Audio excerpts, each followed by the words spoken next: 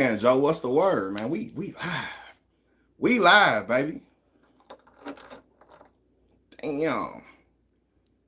Woo. Hold on.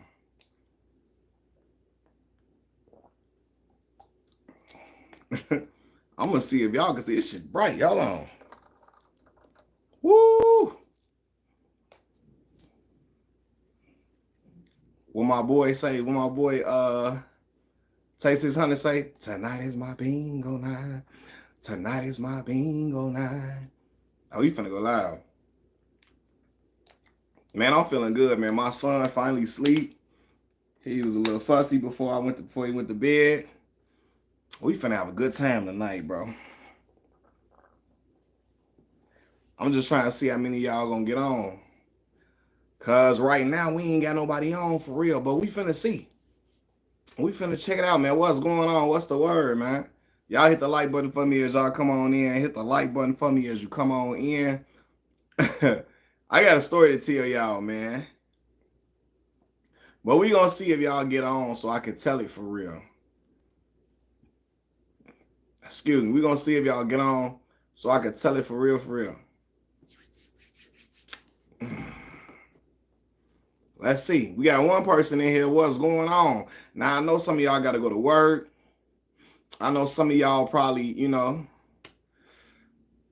kicking it for the night, whatever. If y'all get in here, I understand. If not, I know it's late. But I ain't got nothing. Well, I do got something to do tomorrow. I do got to help my mama finish moving. But we're going to see who all finna get on here, man. What's going on, man? Y'all hit the like button for me as y'all come in. Hit the like button for me. I got to wait for a minute before I start talking because I don't want to start talking and then people get on and be like, what you talking about? But what's up, y'all? What's going down?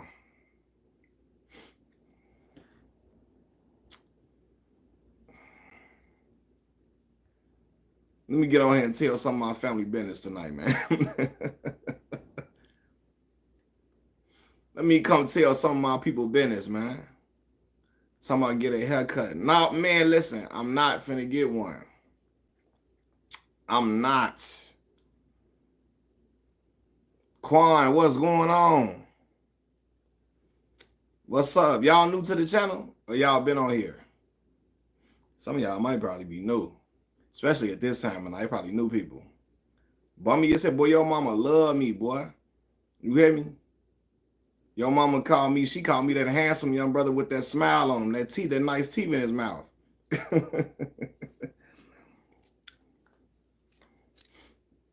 I'm your daddy, your mama just ain't told you yet, boy.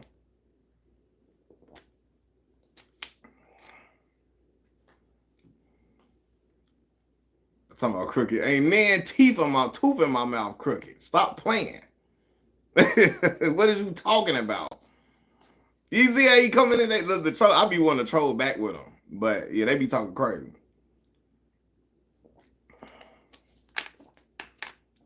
I told her to name you Cal. I told her, name my boy Cal, man. Name my little boy, my young boy, name him Cal. I told her to give you that name, dog. What you talking about? What's up, y'all, man? Y'all new to the channel, man. I gotta wait a little bit before I start really talking about the story. I'm gonna wait a little minute. But because I want a few more people to come on. But what's up, y'all new to the channel? Y'all been on here? I'm just asking. Y'all hit the like button for me as y'all come in too.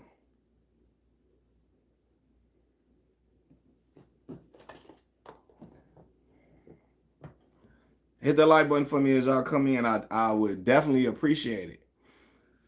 I'm gonna wait a few more minutes before I start talking for real. But y'all can go ask me some questions until I feel like enough people get on.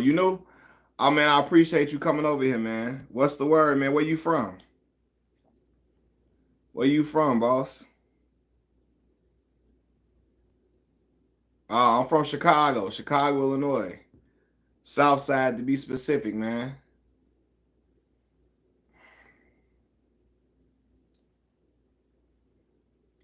Coach JB, Willock, and King View can't wait to talk to me. I know they can't wait, man. They actually played a pretty good game, man. For the most part, it was close all the way around. California, okay. Yes, you. What part of California you from, man? It's just they played a pretty solid game for the most part, man. Uh, but I'm gonna say that Shiloh got to get better at tackling, man. Shiloh was terrible at tackling. He got to improve that. He just like to hit people.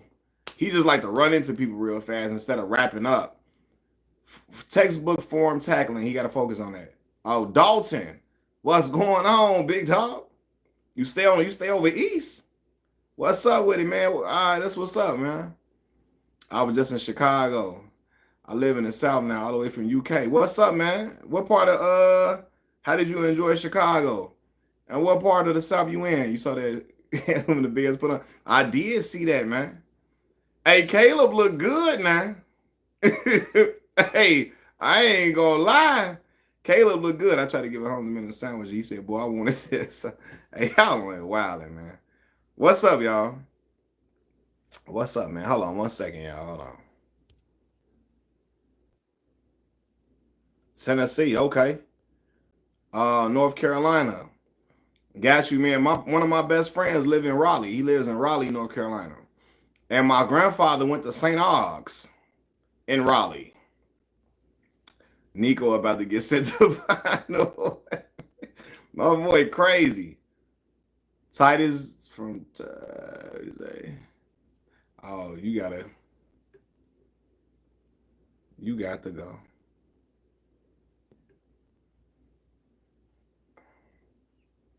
Yeah, I was in close to Lake Michigan. Okay.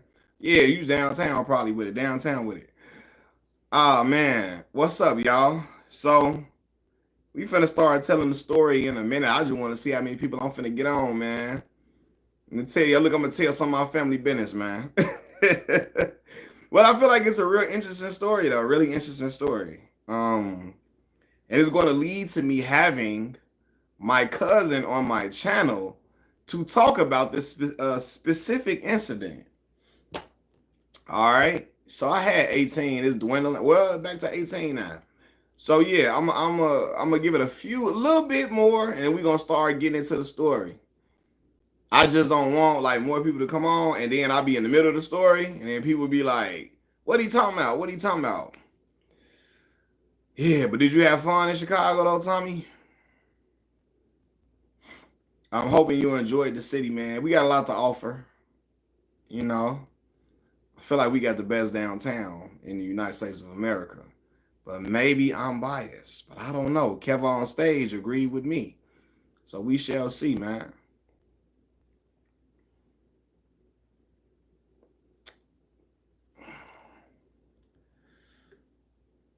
I hope the chat not froze, man. Y'all put something in the chat. I hope it ain't froze. Cause sometimes I be having to come in and come back out of the live stream. Okay. Still waiting on done.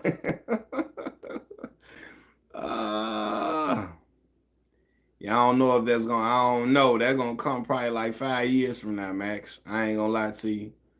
5, 6 years from now. Maybe. Maybe. Maybe. All right, man. But anyway, I feel like there's probably gonna be as many people I probably get on. You ready for your interview by my no jumper interview? Yeah, he could come talk to me. We talk about Chicago. I give him a different perspective as a dude that went to school and stayed in my lane. A perspective of a guy like that. I can give him that perspective of a dude that grew up in the hood but stayed in my lane and talk about what was Chicago life like for myself, for me. But anyway, man, so I named the year 2050. The school still ain't. So anyway, man, I made, as y'all see the title of the video is the time when my cousin popped my other cousin over disrespect. So let me tell y'all, this story involves a cousin on my father's side, a paternal cousin, on my mom's side, a maternal cousin, right? This happened when I was 16 years old. This is at the beginning of my junior year of high school, right? Junior year of high school. I'm 16. I'll be going on 17 in a few months. I was gonna be. This is like October of 2009. So at the time, I was staying at my father's house for like a few weeks with him. And so when I was at my father's house, my father would take me to school and then come pick me up. At my mother's house, I would get on the bus, get on the train to go to school, right? My father, he'd take me to school, come pick me up. So anyway, one day I get out of school, I'm kicking it around school. My pops come pick me up. My pops pick me up. He say, "Hey man, your cousin just got shot." This is my first cousin he's talking about. My dad's brother's son. Now, my dad's brother had been deceased since like 1999, 98, 99, right? But, his son, of course, still living, still, moving around, whatever. But he was, living with his moms, living in the hood in Roseland, living in Roseland area of Chicago. So he say, "Man, your cousin just got shot, man." Now, they operating on him right now. He got rushed to the hospital. But we got to go up here to go to the hospital and go be up here with the family. I say, "Okay, what happened?" Right? So he say, "Man, allegedly, him and some other guy that lived in the building with him got into an argument, and the guy shot your cousin. Now he shot him in the lower body, but the bullet traveled and it hit somewhere vital, right? And so now he's in the hospital." So I'm like, "Okay, cool." Not cool, but I'm like, "Whoa, what the hell?" I knew my cousin that he talking about. My cousin was a little hothead. My cousin was in Roseland. He was knocking dudes out in Roseland. You know what I mean? Like street dude, knocking dudes out. He never was like that with us. He wasn't like super crazy, but my cousin ain't really take no mess with nobody. Was known for whooping dudes or whatever. So I figured he got into some type of little whatever with somebody and somebody hit him. Somebody popped him. So we go to the hospital. We get in the hospital. All the family there, my grandmama there, God rest her soul, my auntie, my cousins, my auntie, then my cousin that got shot, his mother is in there. My other cousin is in there that play ball, whatever. We all sitting around. We in the waiting room thinking, all right, he'll be okay. He'll be okay. Now, the doctor come out the room and was like, "Hey, you guys, y'all's family, can you all come in so we can talk?" He's talking low. And so he got like a little look on his face, like he's scared, like he looking like he don't want to tell us what's going on. So he started telling us, "Hey, we operating on him, but we don't know where the bleeding is coming from. We don't know where this is coming from on him. We're trying to figure it out so we can stop it, but we're still trying to figure out where it's coming from." So at this point, we all getting nervous, like, "Yo, we got to figure out where it's coming from so they can like stop it, because you can't just bleed out. Like, this is getting crazy, right?" So we sitting around, we start praying, everything like that. All right, we start praying. So we waiting around. They come out eventually. They like, "Hey, we figured out where it's coming from. We just trying to get him all good. We trying to get him all situated, get him all together." So we in there praying all of that. By the grace of God, my cousin, he makes it through. They stop the bleeding, all of that, but he's still having surgery and all that. We ain't even see him. We go back home that night. We just happy he's still okay, because that would have been tragic. We lost his father many years ago, like 10 years ago, 10 years prior to that, we lost his father. So we get to the crib, and I go to school the next day. Once I get out of school the next day, I get to my grandmama's house. My dad picked me up. We go to my grandma's house. I'm downstairs. My uncle calls me. Now, this is my uncle on my mom's side that calls me, right? My mom's brother. He say, "Malcolm, I heard about your cousin getting shot." I say, "Yeah, how you know that?" He said, "Hey, man, you sitting down?" I say, "Well, I'm sitting down now." He said, "I'm finna tell you something." So he say, "Now, I know your cousin got shot. Do you know your other cousin shot him?" I said, no. What cousin you talking about? So he named me my cousin. Now the cousin that he names is like an uncle to me. He's my cousin, but he's my second cousin. So I call him uncle because he's my mother's age. Him and my mother are first cousin. Him, my mother, my uncles all and they first cousin. My mama, the one that shot my other cousin, he like an uncle to me, right? So I say, what? He say, yeah, he shot your cousin. So I say, what's going on? He say, man, listen, I don't know how the hell. He said, this is so crazy. They don't, now mind you, he said, this is what happened. Now mind you, my cousins don't know they're related. Not that they're related. They don't know that they have a connection through me at all. When all of this happened, they don't know they have a connection through me whatsoever. They got into an argument because they lived in the same building. I didn't even know they were staying in the same building at all, right? So he say, man, this is what happened. They say, because I call my cousin, I'm talking about the one that did the aggressor in the situation, that committed the act. I call him uncle. He say, man, so look, your uncle living in an apartment in there with his woman. The apartment got broken into, right? Now, stuff got broken into, stuff got taken, but my uncle was a street dude as well. So he had some stuff in there that allegedly he was like, moving, right? That ended up going missing. The stuff that, he was allegedly, moving, right? That ended up going missing as well. That's how the story was told to me. That ended up going missing. Stuff got taken, all of that. And so now it's a problem. First of all, because the house got broken into in general, but other stuff got taken up in there. And so my uncle say, my cousin, the one that got hit, him and his homeboys would be all in the hallway, camping out, chilling. He had a crew of people just all in the hallway kicking it. They would come in the building. They would be sitting all on the stairs and stuff, and they trying to get past. And he's just like, he would have a lot of just traffic, a lot of homeboys coming through the building. So he like, when the house got broken into, he looking at my cousin like, hold on. That had to have been him and them little dudes he got sitting all in his hallway, right?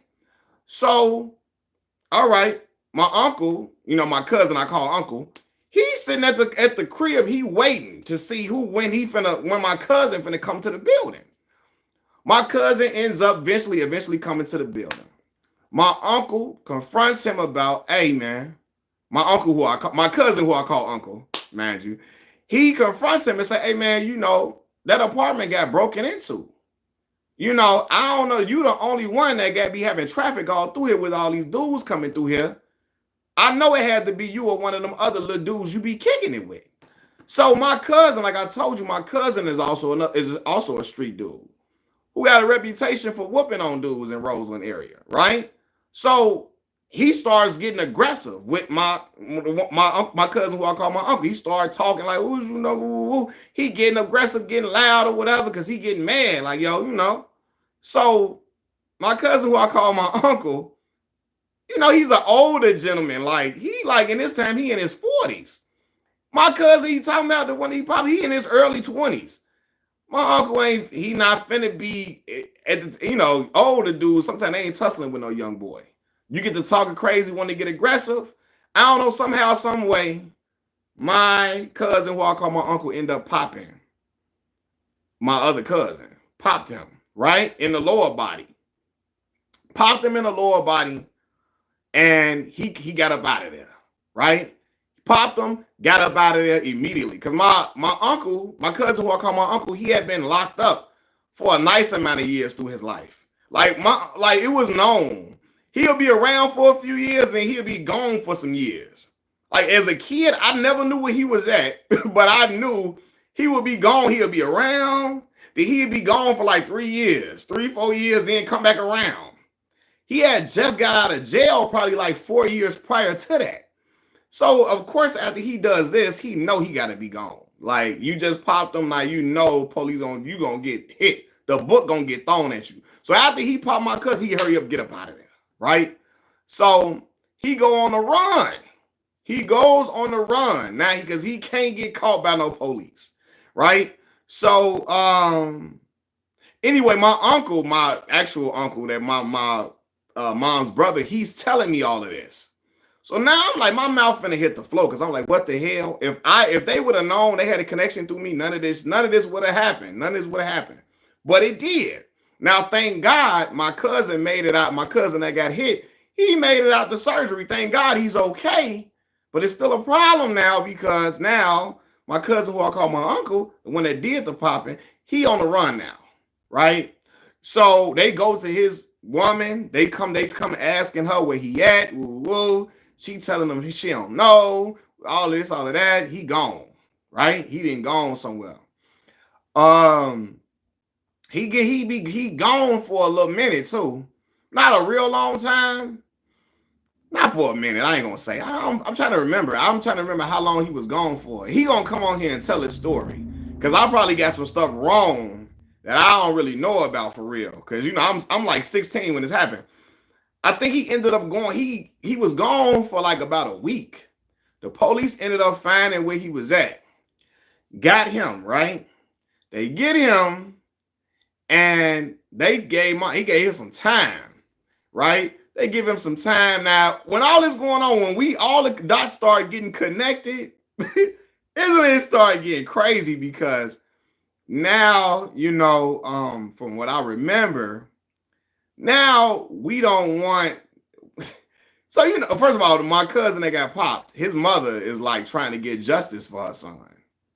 Now, my mom and them, my cousin, who I call my uncle, they don't want it to go to this level because they don't want my cousin, who I call my uncle, to go back to jail because they know he can do some serious time and be sitting down for a while. So they trying to get in contact with my other people. My other people like, no, we can't, and my dad knows all of them very well.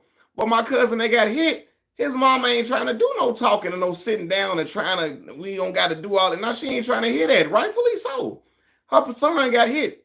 My cousin got hit, and he got hit again where we had to have surgery. He had to have a little poop bag on him. The poop bag that you got to, you can't do it. You got to do it through the bag. You know what I mean? That's how the bullet traveled, and it was serious. So anyway, of course, everything goes how it's going to go. Court proceedings, all of that happened. Man, my cousin, who I call my uncle, he ended up going to jail, ended up doing 11 years in prison. He was in jail from 2009 to 2021. Right? And I wrote him a few times while in jail, and I was in the, it was just messed up because I just wish it would have never happened. Because I'm like, man, now all this could have been avoided. Now, then this is why I tell y'all, and he'll tell you this himself. When you do certain things and you operating and thinking like a street dude, woo, there's serious consequences to that. Because when he went to prison, his son was probably like 3 years old. Maybe like 3 or something like that. 3? Yeah, probably like 3. When he get out of jail, man, his son like 14. And so, it's like now you have to try to develop a relationship when he get out, because he got out in 2021. It was emotional too because I hadn't seen him none. I hadn't seen him while he was locked up. Right? I hadn't seen him though. So he was downstate Illinois. They sent him downstate. 5-6 hours away. That's how they be doing people when they go to jail, like for certain type of crimes. You get sent downstate far. Your people gotta travel to see you. You know what I mean? And my cousin, who I call my uncle, this is my grandmother's sister's son. You know what I mean? And the one, my cousin who got locked up, who I call my uncle, this is my grandmother's sister's son. So yeah, like he in jail for a little minute, not for a minute, for 11 years.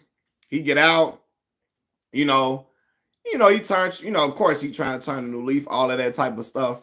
But I just remember during that time period, me hearing that, all this was just crazy to me. Because like I said, this is something that could have been avoided. You know what I mean? But he ended up doing that 11 years in prison. And yeah, like for him, I remember when he got out, and like you said, and everything changes. Technology changes every 5 years. You know what I mean? Like 11 years. I had went through when he got out of jail. When he went in jail, I was a junior in high school. By the time he got out, I'm already finished with grad school, all of that. I didn't went through college. I didn't went through grad school. I finished high school, went to college, finished grad school, came back. I've been working in corporate America for about, at that point, 4 years. So all of this stuff that happened in this time span, and you come back around the family trying to get time back and all of that.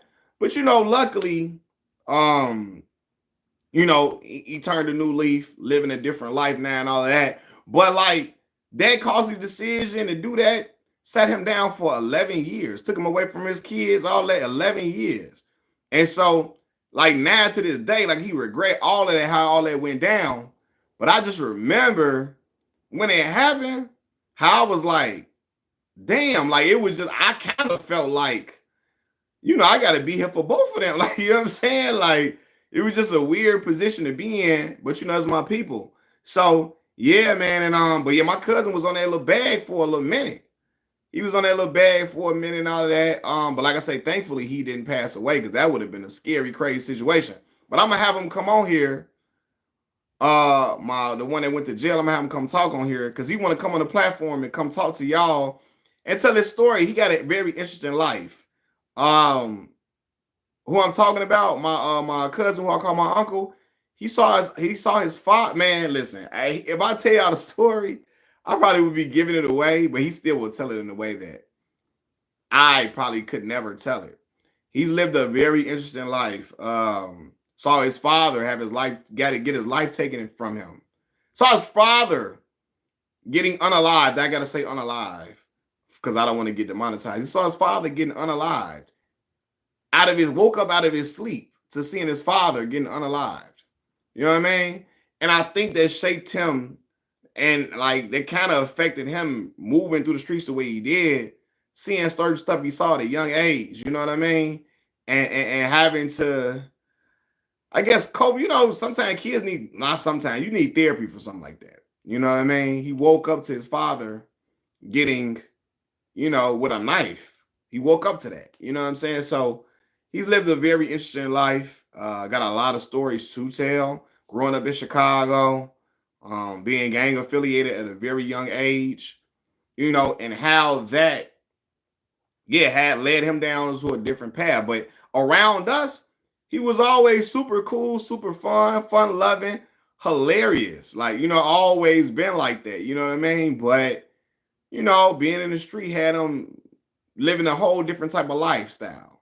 You know what I mean? But always around us, always super cool, all of that, Man, it's certain stuff that didn't happen to him. And that's why I tell people when I talk about cautionary tales of the streets, I'm speaking from not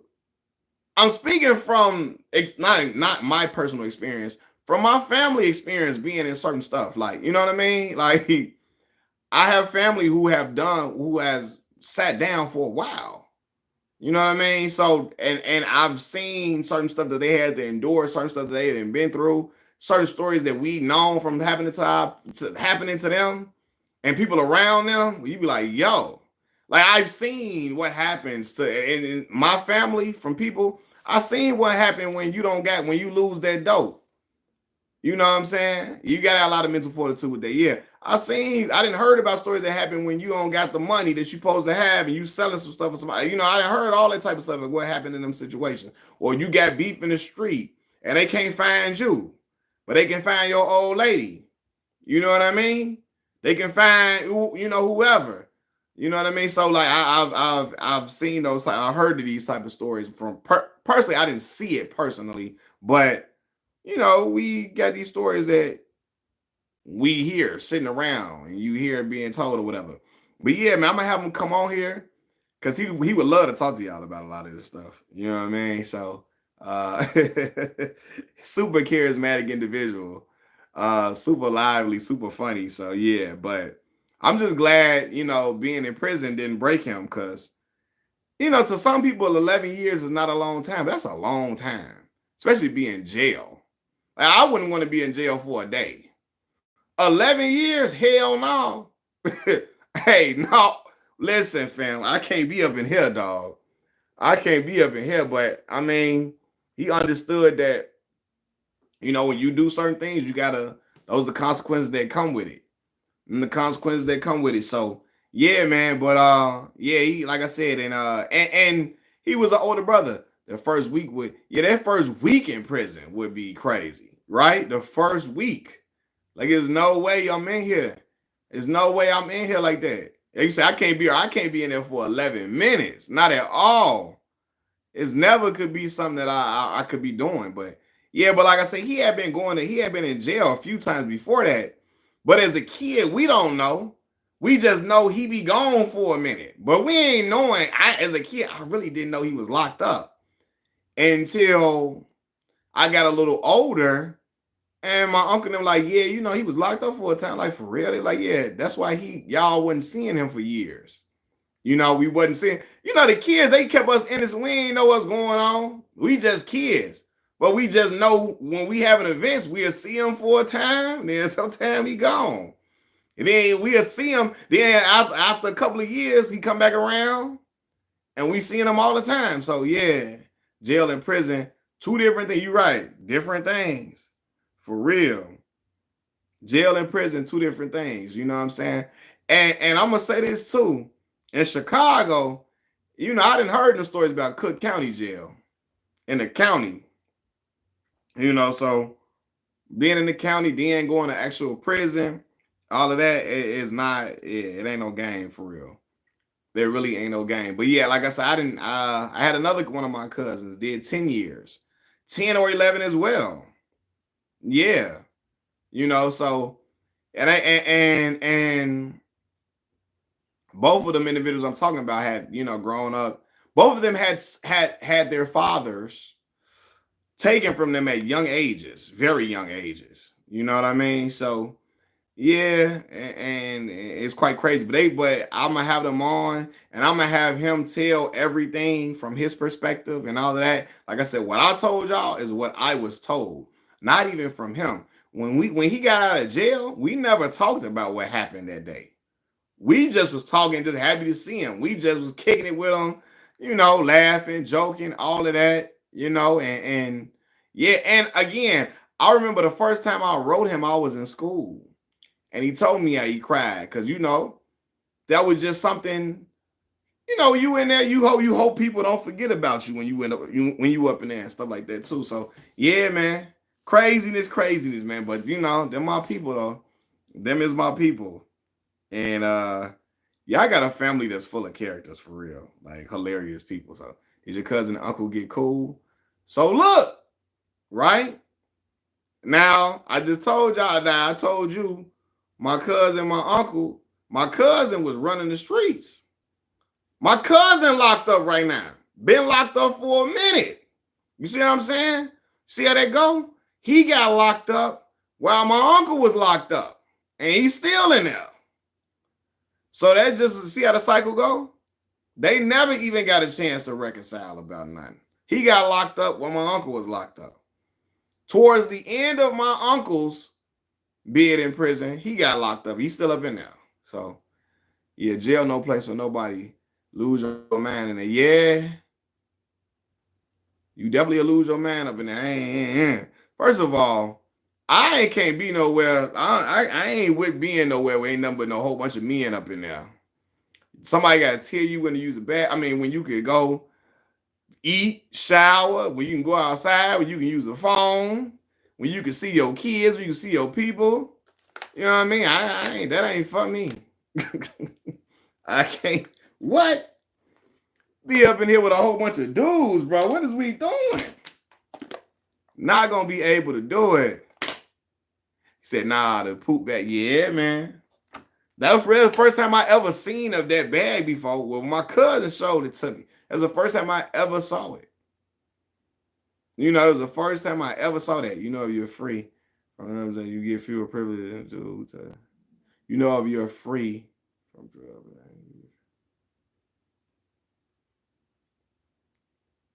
Hold on. I'm trying to figure out what you're trying to say. If you're free from drug possession. If you get out from drug possession, you get fewer privileges than a dude.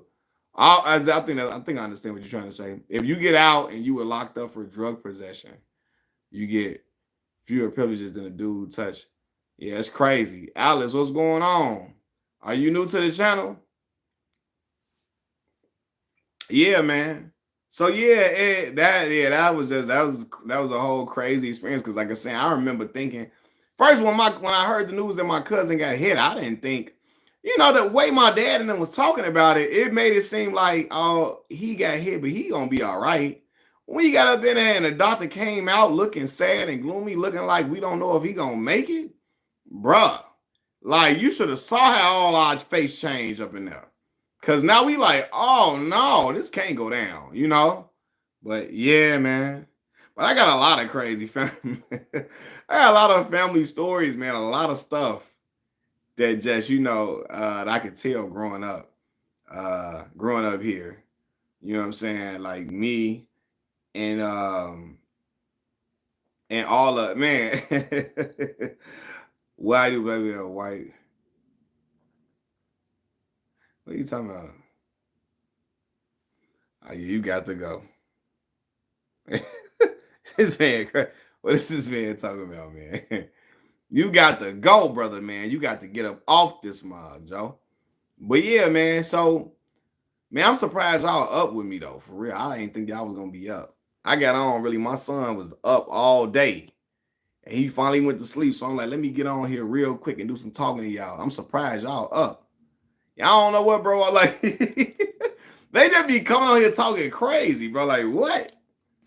What is y'all doing? But yeah, man. So yeah, man.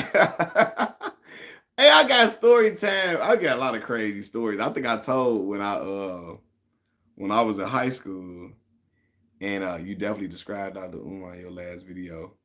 Oh, when I was talking about LeBron and the conscious brothers that can't stand LeBron. Now, I don't think, be honest with you, I don't think Dr. Umar can't stand LeBron.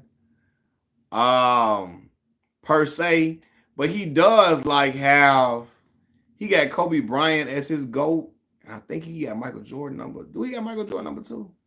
I didn't know LeBron number 3, but I know what did he criticize LeBron for? Oh, when LeBron started the podcast with JJ Redick, I remember that. You say nah, he said nah, he hates LeBron.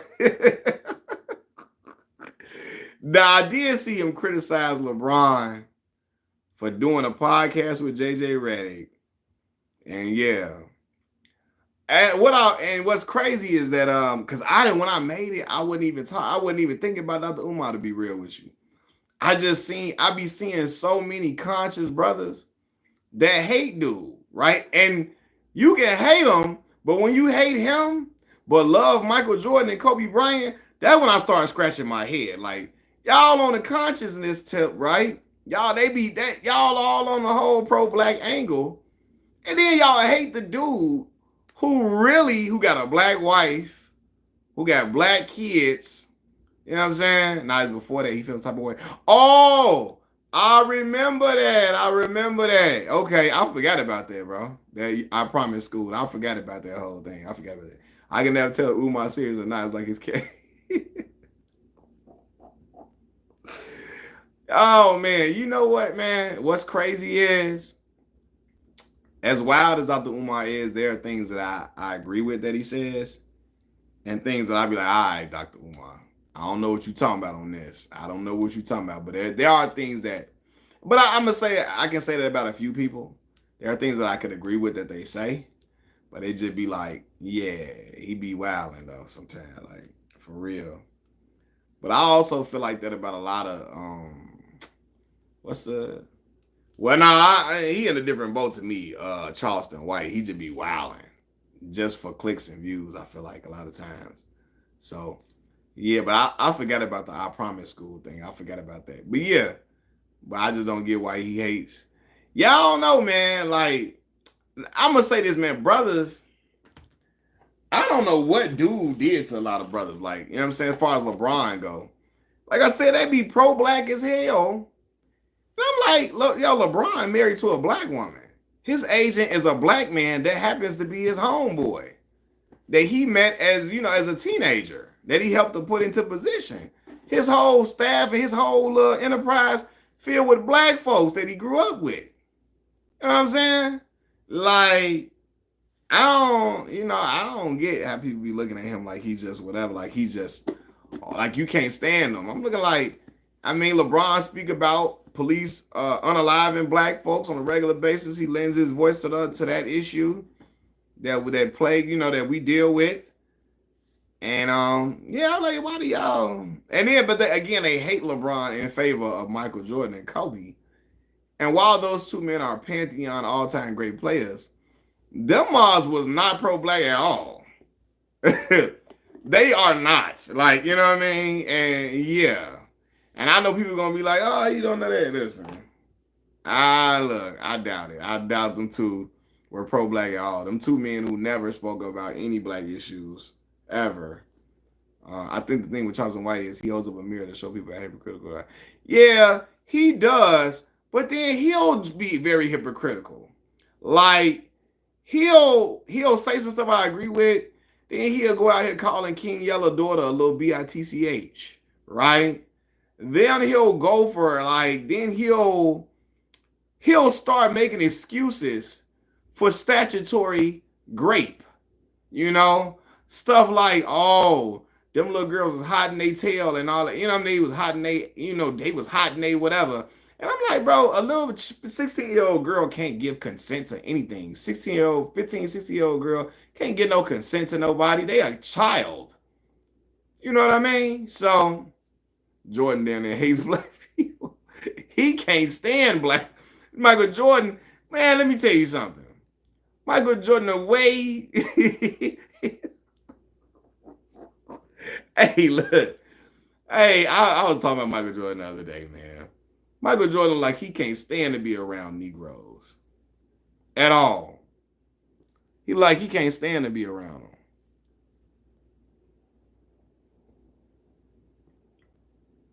Yeah, you got to go too.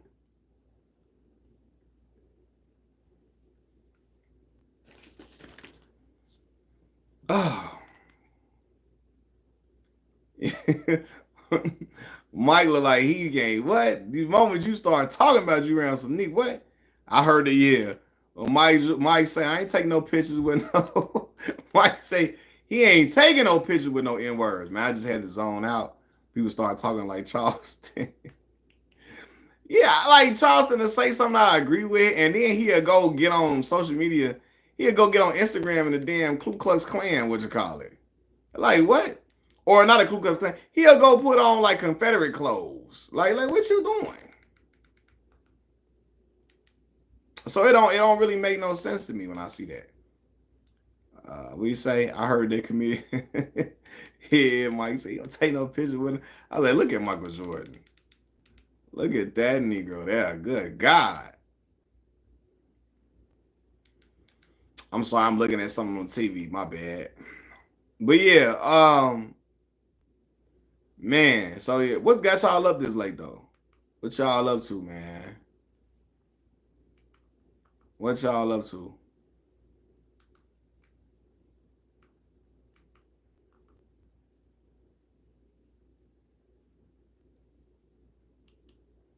Angel Reese getting LeBron level hate. Oh yeah, man. I don't know why though. I don't know why. Like it ain't like I don't know what's that about?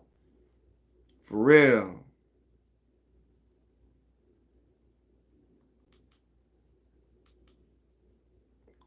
Angel Reese getting LeBron. Hey, look.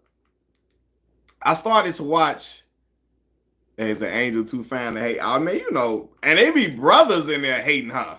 Like black, like what y'all mad about? The black men be hating her. Like what are y'all? Nah, I'm not talking about black men that like Caitlin Clark. I'm talking about there are black because you can love Caitlin Clark. I like Caitlin Clark. I have no problem with that.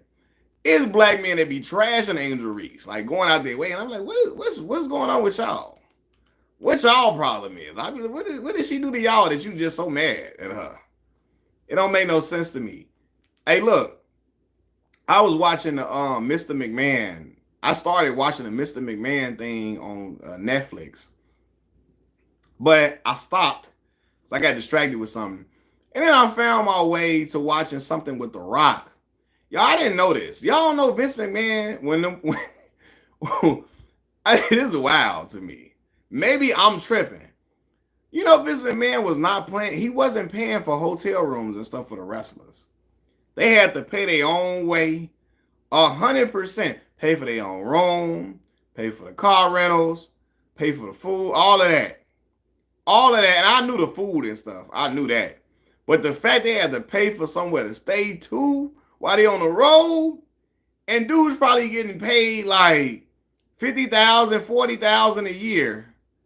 Maybe some dudes probably making less than, I'm sure it's less than that. 30,000, 20,000. You got to pay for your own room too? Like, damn, Vince. It's respectability politics. I say if she look good, let her look good. Yeah, you know how I feel about respectability politics, bro. Like black folks, especially older black people, they cling on to that too much. I didn't got harassed, and I've got profiled while being a graduate student.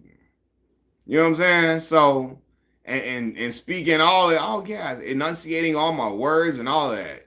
Still getting profiled. So yeah, I'm leaving out of graduate housing and still getting profiled. Like damn, I gotta have on a suit and shirt and tie for you to feel like I belong back here. That's crazy. Man, penny pinching. Yeah, Vince was penny pinching like crazy. I'm like, damn, I don't know how brothers was really, how you was still, like, I would have had to room up with some people. You know what I'm saying? Like, we going to have to put our money in.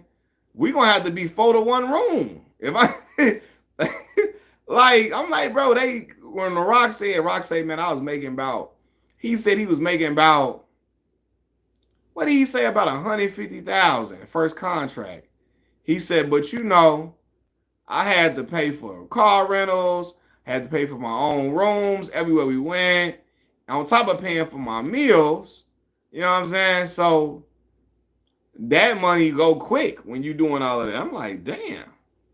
Yeah, that ain't it. I wonder how much a hotel room was. Especially back then. They wasn't probably sleeping in no motels. I gotta go to the motel joint. I ain't well, you scared to lay on the cover. You scared the motel, you scared to lay down in that mud. Like, damn, what is that? You gotta bring Lysol and stuff to the room. Look, I didn't been to them when I go to homecoming in college. They look. I hate this too. Homecoming time, especially the HBCUs, because HBCUs are often in small towns a lot of times, right? Small towns, and it's not a whole lot of hotel options, and the hotels will drive up the prices of the rooms just because they know people need somewhere to stay, and they know somebody gonna pay for it. So the rooms be crazy expensive. And like when I go to homecoming, boy, I was going to the motel joints. I just need somewhere to lay down. I'm spraying the bed with Lysol and stuff, bringing my own pillows, own cover. I ain't doing it, bro. Like what? Spraying the hotel room stuff down. I can't do it. And I was just using that as a place to lay my head. I wasn't, man, like, listen, man, we just need somewhere to lay our head. In the motel joint, Mississippi, look, Rollway Inn and Three Rivers and all of that, them little motels in Mississippi, they know me well. So I didn't even finish watching events from when I had just started, to be honest with you. I only seen like the part one of it, or episode one, or whatever it was. It was good though. Explaining how Vince came into the business. He bought the business from his father, right? Because his father was looking to sell the business off, and Vince bought it from his father. Vince talked about not meeting his father until he was 13 years old. You know, I thought he grew up with his father all his life. He like, man, I didn't meet my father. I didn't know my father's name. Till I was like 12. He said he was 12, about 12 years old. And, you know, he started speaking about how, you know, while he learned a lot from his father in business, they didn't have like a relationship that was very loving and all of that. You know what I'm saying? His father told him he loved him really for the first time when he's about to pass away. So yeah, my favorite wrestlers was The Rock, Stone Cold, Undertaker, Rob Van Dam, I like Kurt Angle. Chris Benoit was an excellent technical wrestler. Excellent. Now, what he did was heinous and foul, extremely foul. But as a technical wrestler, he was outstanding. I ain't gonna never front on him. Who else I liked? I liked a lot of like wrestling back then. The mid Carters were phenomenal. Jeff Hardy. So you like John Morrison, Jeff Hardy. I'm trying to remember who John Morrison is. Let me put him in. When was he on wrestling? Let me see. John Moore. I know the name. John Morrison. You like CM Punk? So I was late to that era, Jabari. See, I grew up watching WWF, and CM Punk, I don't think he came to WWF until like what 2010, 2009, something like that. I was done watching wrestling at that point. So I know he's from Chicago though, but yeah, I never. By the time he came around, I wasn't watching wrestling like that. Hardy Boys was by default. Like that was everybody. The Team Extreme, the Swanton Bomb, Twist of Fate, they was fan favorites by far. If Jeff Hardy would have controlled his drug problem, he probably would have been at the top for a while because he was a fan favorite for real.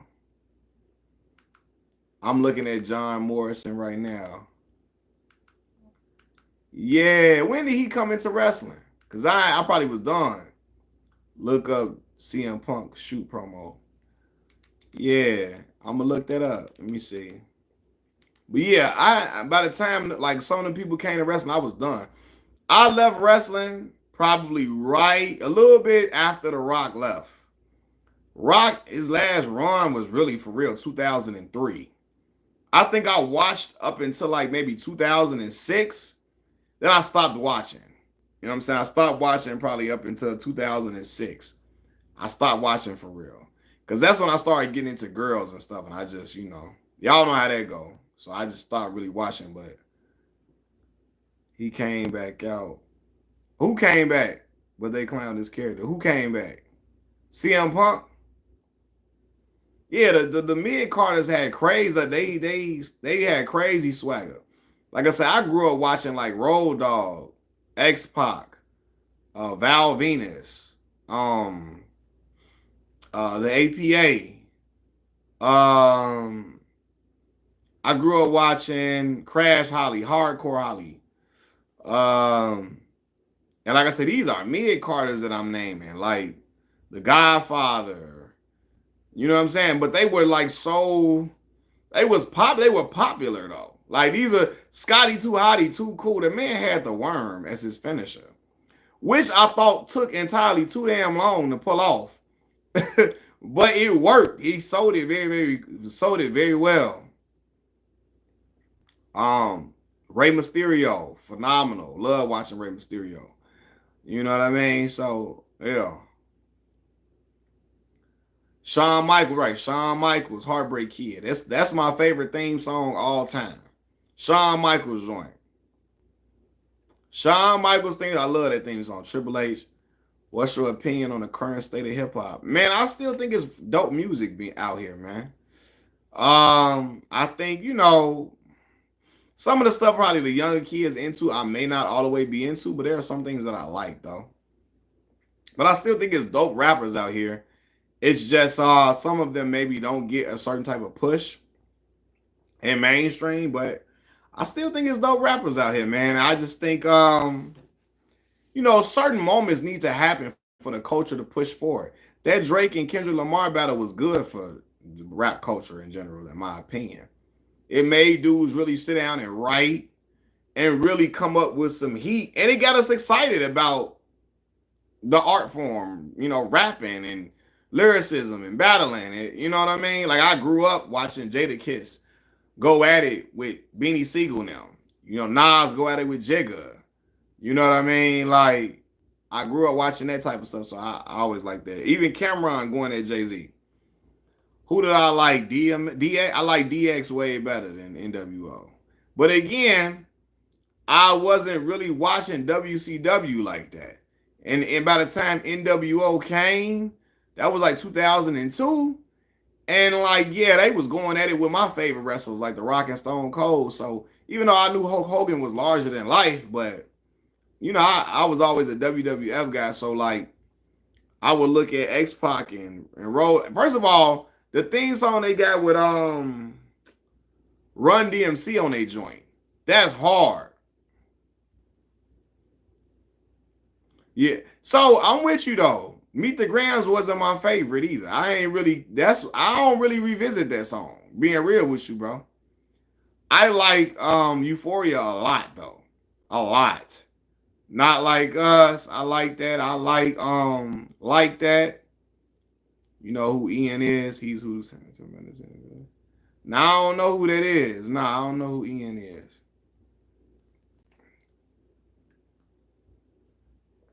He said Shawn Michaels and then Ultimate Warrior. See, I was too young for Ultimate Warrior. Like I came around to wrestling when The Rock was just about to. He was just making his babyface turn from heel, from being corporate Rock. So I came at that point in time. He probably was. I think he might have been corporate Rock at the time. Kane or Undertaker? I'm gonna have to go with Undertaker, but I really like Kane though. I think Undertaker had his gimmicks was fire. Even the biker Dead Man Undertaker, like that was fire. Or American Badass. I'm sorry. Thought Kane was dope. I feel like Kane should have had more title runs, like WWF title. I think he only had like one WWF title run, maybe two. But yeah. Yeah, like you said, when it first dropped, Meet the Grams was cool for like when it first dropped. But like you said, as it started getting debunked, it lost the luster. But Euphoria is still to this day. That ain't never lost luster with me. Not that one. Not like us. Not like that. Yeah.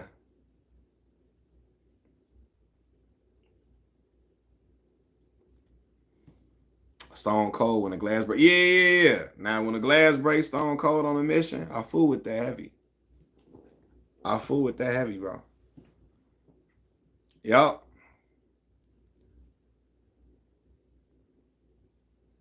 As always, when that glass break, you know something going down. I remember when Stone Cold came in the ring and gave out like 15 Stone Cold stunners. Like 15 stunners came in the ring and stunned like 15 people. I don't know how I thought wrestling was real at that point. Cause like, man, they was just waiting for him they was waiting for him to just stun all of them. I'm like, how is he going in here whooping on 15, 16 dudes? But WWF sold it well. It made it like for real. Even grown people that knew it was fake was still watching because it was like a soap opera. It was like an athletic soap opera for men. I always wanted to know how people feel about Kanye through the 2010 and I still feel the same. Me personally, bro, I don't feel the same love for Kanye. Now, from 2010 on, no. My Kanye, when he was Kanye Tutter, 2003, when Through the Wire dropped? 2003? When I first saw Through the Wire video, on all the way through Graduation, that was my guy. Kanye was my guy then. Now, I ain't really like 808s and Heartbreak like that. Right. College Dropout came out 04, but I think Through the Wire came out as a single on 106 and Park in like 03, I think. I could be wrong, though. I think. But College Dropout for sure came out 04. That's a fact. So, yeah. Graduation. So, my favorite is Late Registration. That's my favorite Kanye album. Juice, what's going on, bro? He said I found a hidden gem on 71st and Stewart. 71st and Stewart. A place called Culture Connection. Got different type of herbs, teas. Oh, that's what's up. Let me screenshot this real quick, my boy.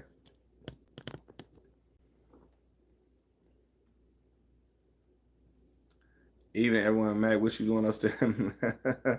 Man, listen, man, my son, man, I feel like he ain't feeling that well. So he wasn't going to sleep, man, and he just went to sleep. Probably like, man, about like 12 something. So, man, Mac Mills, look. Listen, my homies called me that in high school, man. That's so funny. You say Mac Mills. That's what my homie them called me. That was my name. Still to this day, though, they call me that. 808s and Yeezys your favorite? Okay. Yeah, man, that late registration did something to me. I don't know. I felt every song on late registration. I felt that. So yeah, but yeah, I don't have the same type of connection to Kanye that I once had, man. And maybe because I got connected to Chicago Kanye. When I felt like he was rooted. We Major is amazing. Feeling better than I ever felt before today. What'd he say? It's better late than never is. Orientation. Oh, My Beautiful Dark Twisted Fantasy is really yeah, I like that album, right? I don't like it better than Late Registration. But I do agree with you though. People feel like they act like that's Kanye's best album, My Beautiful Dark Twisted Fantasy. I disagree. Yeah, I disagree. I think it's a very good. I think it's a dope album though. I don't feel it better than Late Registration though. Oh, you say you were born in '03. Oh, wow. Wow, okay. You got a different perspective, man. Yeah, see, man, I was born in '93, 10 years before you. Taking you back to 2K. See, look, bro. I told y'all I stopped playing video games. I was a video game nerd. Then I stopped playing from 2007 to 2015. I did not have a game system. I went from a PS2 was the last system I had. And I went straight to a PS4 in 2015 when I got to grad school. So I didn't even play 2K13. My roommate, Melvin, my boy, he had that joint. You know what I'm saying? So yeah, y'all get a off here joint. My boy Melvin had the joint. So I would hear. I think that's the one with "Hate Me Now" on there, right? With Nas "Hate Me Now" on 2K13. Said Khadijah, you from Chicago? What's going on, Chicago? I'm Southside Chicago. But Jay-Z, Jigga was one of my favorite rappers growing up, though, Khadijah.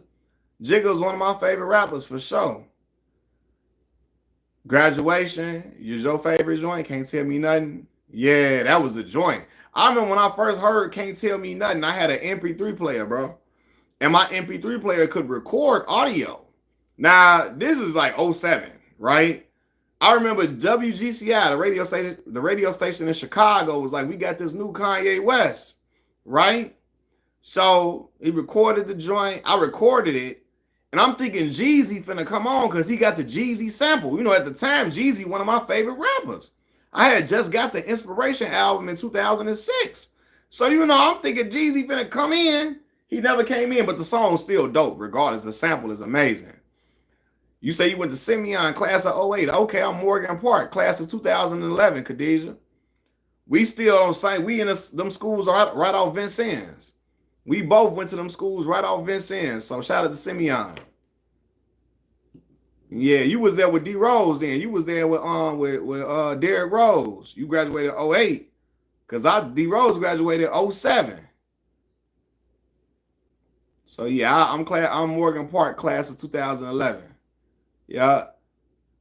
You can never get into. I understand a lot of people couldn't really get into Jay like that. I get it. I get it. Had the Buster. We had the Biggie Buster Rhymes song. It had Jay-Z public service announcement. Oh yeah, public service announcement was on there. I think that was the public service announcement was the joint that they used that song to market the video game. I remember the commercials for that. 92 born and raised in Las Vegas, now in the Bay. Born and raised in Vegas. Okay. That's what's up, man. Hey, I love Vegas, man. I've been there a few times. Every time I went during the summertime. It was hotter than a hooker's vagina. But I had a good time though. I had a good time. Hate the weather between November to May. We Are the Champions, Dipset and Kanye. Yeah, so Kanye, man, that's classic Kanye for me. Kanye, when he first came out and when he said, I put on everybody that I knew from the go. When he first came out, if you notice, he gave everybody in Chicago a look. He put Lupe Fiasco on Touch the Sky. He started doing production for Common. He gave Twista slow jams and made Twista a household name across, the United States of America, because we all knew Twista was phenomenal. We heard Get It Wet. We heard Adrenaline Rush. We heard Emotions. You know what I'm saying? We heard all these Pope Pimp, but he made Twista like a nationwide thing. And then what he did? He did Higher for Do or Die. He gave Do or Die Higher, right? He gave Rhyme Fest Brand New. I'm missing some people. He did B for Common. That's a lot of stuff. Bump J, he did Move Around for Bump J, street rapper from Chicago. So Kanye was really touching the city and giving everybody a look, and he did when he came out. That's why when I watch Genius, and when I see his love for Chicago, the way he talk about, man, with Chicago behind me, I can't lose. That's the Kanye I'm connected to. I love Chicago like that. When I see him talking about the city of Chicago, how I talk about all my homies from college, they know I love Chicago just as much as people from here. So that's how I felt that. You know what I mean? But let me go back to what I was saying. Who is my favorite rapper on Dipset? Woo! Favorite rapper on Dipset. I'm going to be real with you, bro. At first, my favorite rapper was Jewels, right? I'm going to say this, man. Jim Jones gained my respect over the years. Jones wasn't the rapper at first. I remember the first time I heard Diary of a Summer. What's that the name of that album? With he had Honey Dip on that joint, Summer with Miami, and all of that. I'm like, okay, Jones could rap, and then over time he got better and better and better, right? So J.R. Ryder was cold. J.R. was hard, and he was on Honey Dip rapping on that joint. J.R. Ryder was phenomenal, right? But J.R. was tough.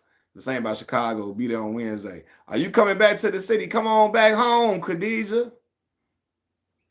Kardashian curse coming. It's something different. You ever heard Paid the Price by Do or Die? I don't think so, bro. I gotta check it out.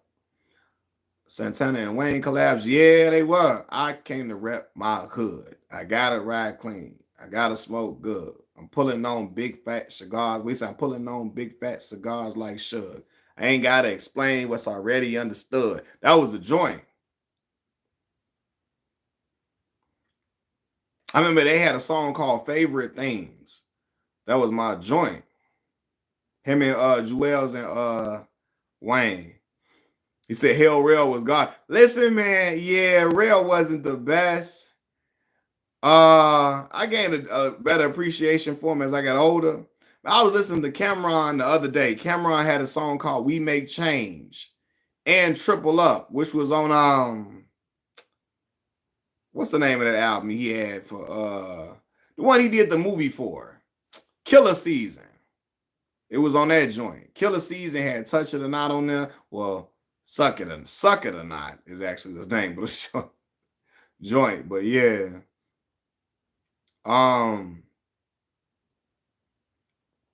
Yeah, a lot of hit joints on there, man.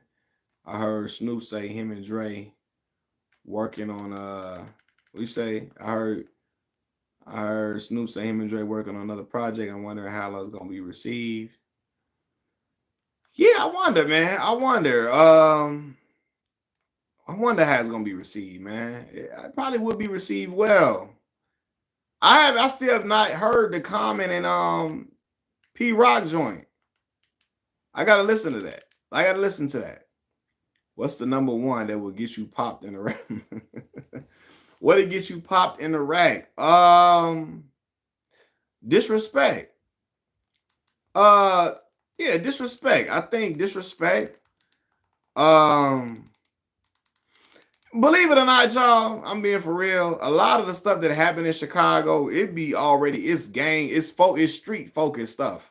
So yeah, sometimes innocent people get hit and all of that, but a lot of the stuff that happened here is between certain people, and they already have established beef with one another. You mind your business, you stay in your lane, you would be good. You would be good, man. Now, hold on, who is hold on one second. I'm trying to look at everybody crying. I'm on the west side of Chicago looking for shout out you know that Cameron Khadijah looking for a bust down. Well, that was a word we used to use for the thoughts back in the day. They would call them, bust downs. Who was a rapper? Yeah, B was the best album from Common to me. Who was a rapper that's considered a great that you don't care for? A rapper that I don't care for who was considered a great. I'm gonna be real with y'all.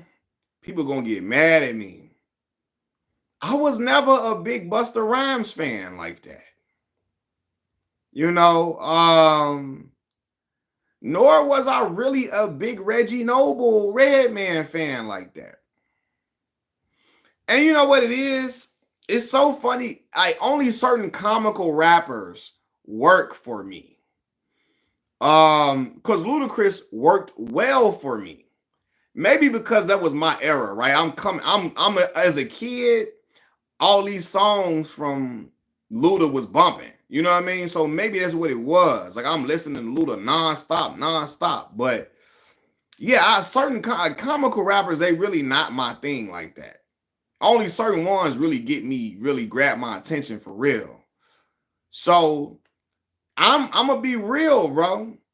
Oh yeah, Common the guy, bro. Common Chicago, yeah, Common that guy. But yeah, so like I make the comparison, right? I say Eminem a white red man, right? I probably would like Redman stuff more than Eminem because I got a lot of more soul in it. You know what I mean? But and I said Redman don't ever get the acclaim that Eminem gets, right? He don't. Nowhere near it. But a lot of the older gentlemen, they love Redman. That's their guy. That's their guy. Roll out, go crazy to this day. Roll out goes crazy to this day, for real. Best album was Word of Mouth. Listen, he got a song on there called Freaky Things with him and Twista. Cut up. There's that joint. No, he like that. He like that cut up. Freaky things. We be bout them. That was the joint. Get that cut up. Do I like Young Thug? So here's the thing, right? I'm not gonna act like I'm the biggest Thugger fan, but I like the music I like a lot of the music that he makes, though. I'm not gonna act like I just know every Thug song, and I'm like, but I like a lot of the stuff that I've heard from him. I like it. It sounds really good. Yeah, I ain't saying he's super lyrical or nothing, but he has a certain way of making songs sound good. Like with the way he uses his voice, it's kind of like an instrument. You know what I mean? Almost the way he uses his voice. So I think he makes a lot of songs sound very good. You think the final straw for FBG Douglas when he made that song dead? Be honest though, Juice, I think regardless if he made that song or not, he was hot in the city. That go for any of them dudes that drill rap, bro. A lot of them had already done what they done in the streets, and it didn't matter what they did. People, if the wrong person catch that person, if the wrong person would have caught whoever, any of these drill rappers, it could be over with like that because of stuff they've already done, stuff they already said. You know what I'm saying? That's like when people. I remember when Lil Durk brother, D-Thing, when he lost his life, and people was like, "Yo, if Durk would have stopped." If he wouldn't be rapping and talking all this street stuff in his song, he would be alive. And I'm like, bro, Durk could have started making music like Kirk Franklin. That wasn't gonna stop nothing, and people would still see him outside and want to do something to him. You know what I mean? He could be rapping just like Kirk Franklin. Bro, I never got into Lil J, bro. I never got into Lil J. I never got into his music, bro. I don't know what it was. I just never really, I never got into Lil J music for real. Even though he had a big fan base, all of that. I always liked Duck more than him. I ain't really never been feeling. Yeah, man. Like I said, I like the music juice. I ain't gonna lie to you. I'd be lying and say if I don't bump the drill rap. I like it. I don't like the diss and the dead in the song though, and all that smoking on the packs and all of that. If they would leave that out of it and just leave it real subliminal, all right, cool, right? If you just talking regular just street stuff without naming people and taunting people, cool. That's what gets the worst part of it. You know what I'm saying? Billionaire Black. I thought Billionaire Black was pretty solid. I thought Billionaire Black was pretty solid, man. I liked him more than man. I guess I don't know why I never really cared for Lil J like that. I'm not saying that either just because of what came out on video about Lil J. I'm not just saying that just because of that. I'll tell you if he still had some bumping joints, songs or not. You know what I'm saying? But I just never really was into Lil J like that. Lil Reese had a chance to be big. Yeah, man. So Reese ain't never really take music serious like that, though. Be real with you. I think he was just doing that to make some little money, make some little change. But yeah, Reese used to be a hooper. Like my homie Melvin went to CVS with Reese. Reese could hoop. Reese could really hoop, but Reese was just in the streets, man. So I don't think he ever really took rap serious like that for real. It was something he figured he could make some money off of. But I told people Dirk was gonna go the furthest out of all of them. Like because he would use melodies and stuff. And you in order to appeal to a mass audience, you can't just talk about shooting and unaliving people all day long. You know what I'm saying? You can't.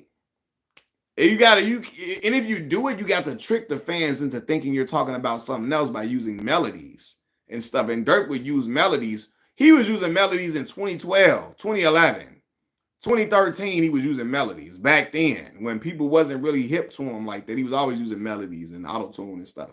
And so I knew he would always take time to make certain projects and stuff, try to do stuff different in ways that a lot of them, they didn't do that. And so I knew he would be go the furthest out of all of them. I remember King Samson, man. I remember King Samson. Yeah, man, that was a time in Chicago. All the dudes was rapping, and we had a lot of different rappers and different artists come through the city. There's so many channels talking about the drill scene in Chicago, all the details. Man, I feel like a lot of they get a lot of information from other YouTubers. A lot of these YouTubers like Trap Lord Ross, they study Twitter and Twitter pages of these rappers and all of that and try to piece stuff together. See, me, I can never do stuff on Chicago violence and drill and who doing the shootings and all of that because I'm in Chicago. And my face is on my video.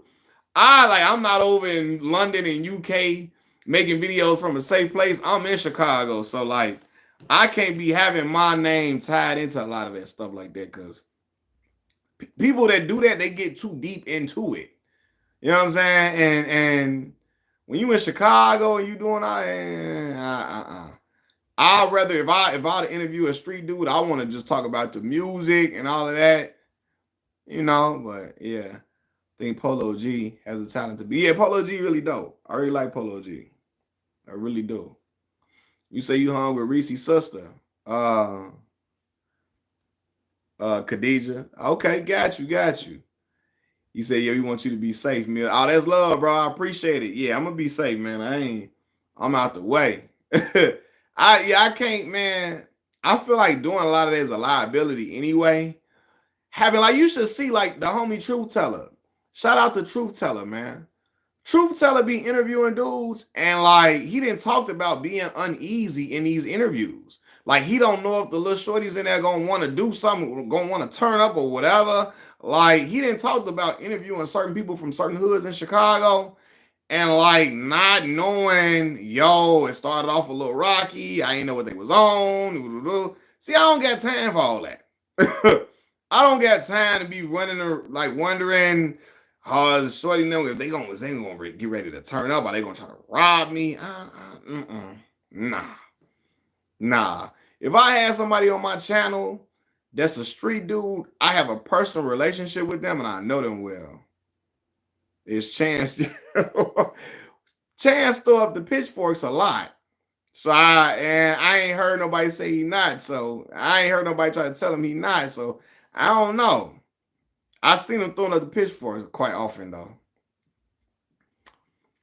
I remember Zach. Yeah, man. Shout out Zach. Zach was the first one doing this, man. I'm gonna be for real, man. Seeing Zach made me want to just start recording stuff. I got a picture with Zach, man. I seen Zach in Walmart in Country Club Hills one day. I was in Walmart, Country Club Hills. I was in there with my moms. And I'm like, Zach, he was cool as ever. Cause Zach know my homie Kiefer that hoop.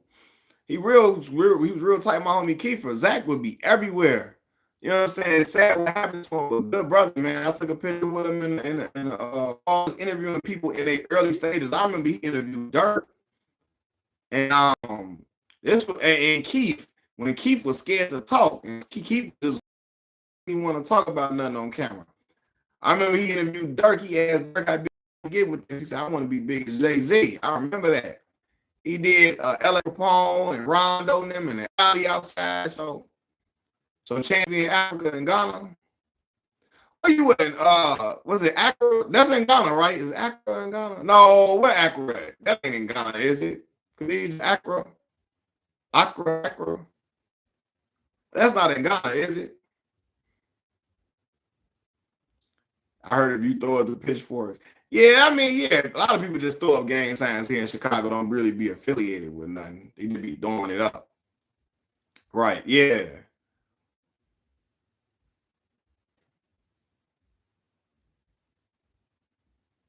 Zach TV was a CNN for Chicago. He was.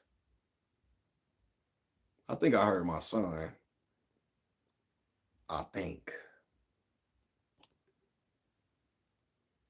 Zach TV, yeah, Zach was definitely covering everything. Zach covered Kenneka Jenkins. Yeah, I remember. I never really watched the videos about Kenneka, but I heard he was covering it though.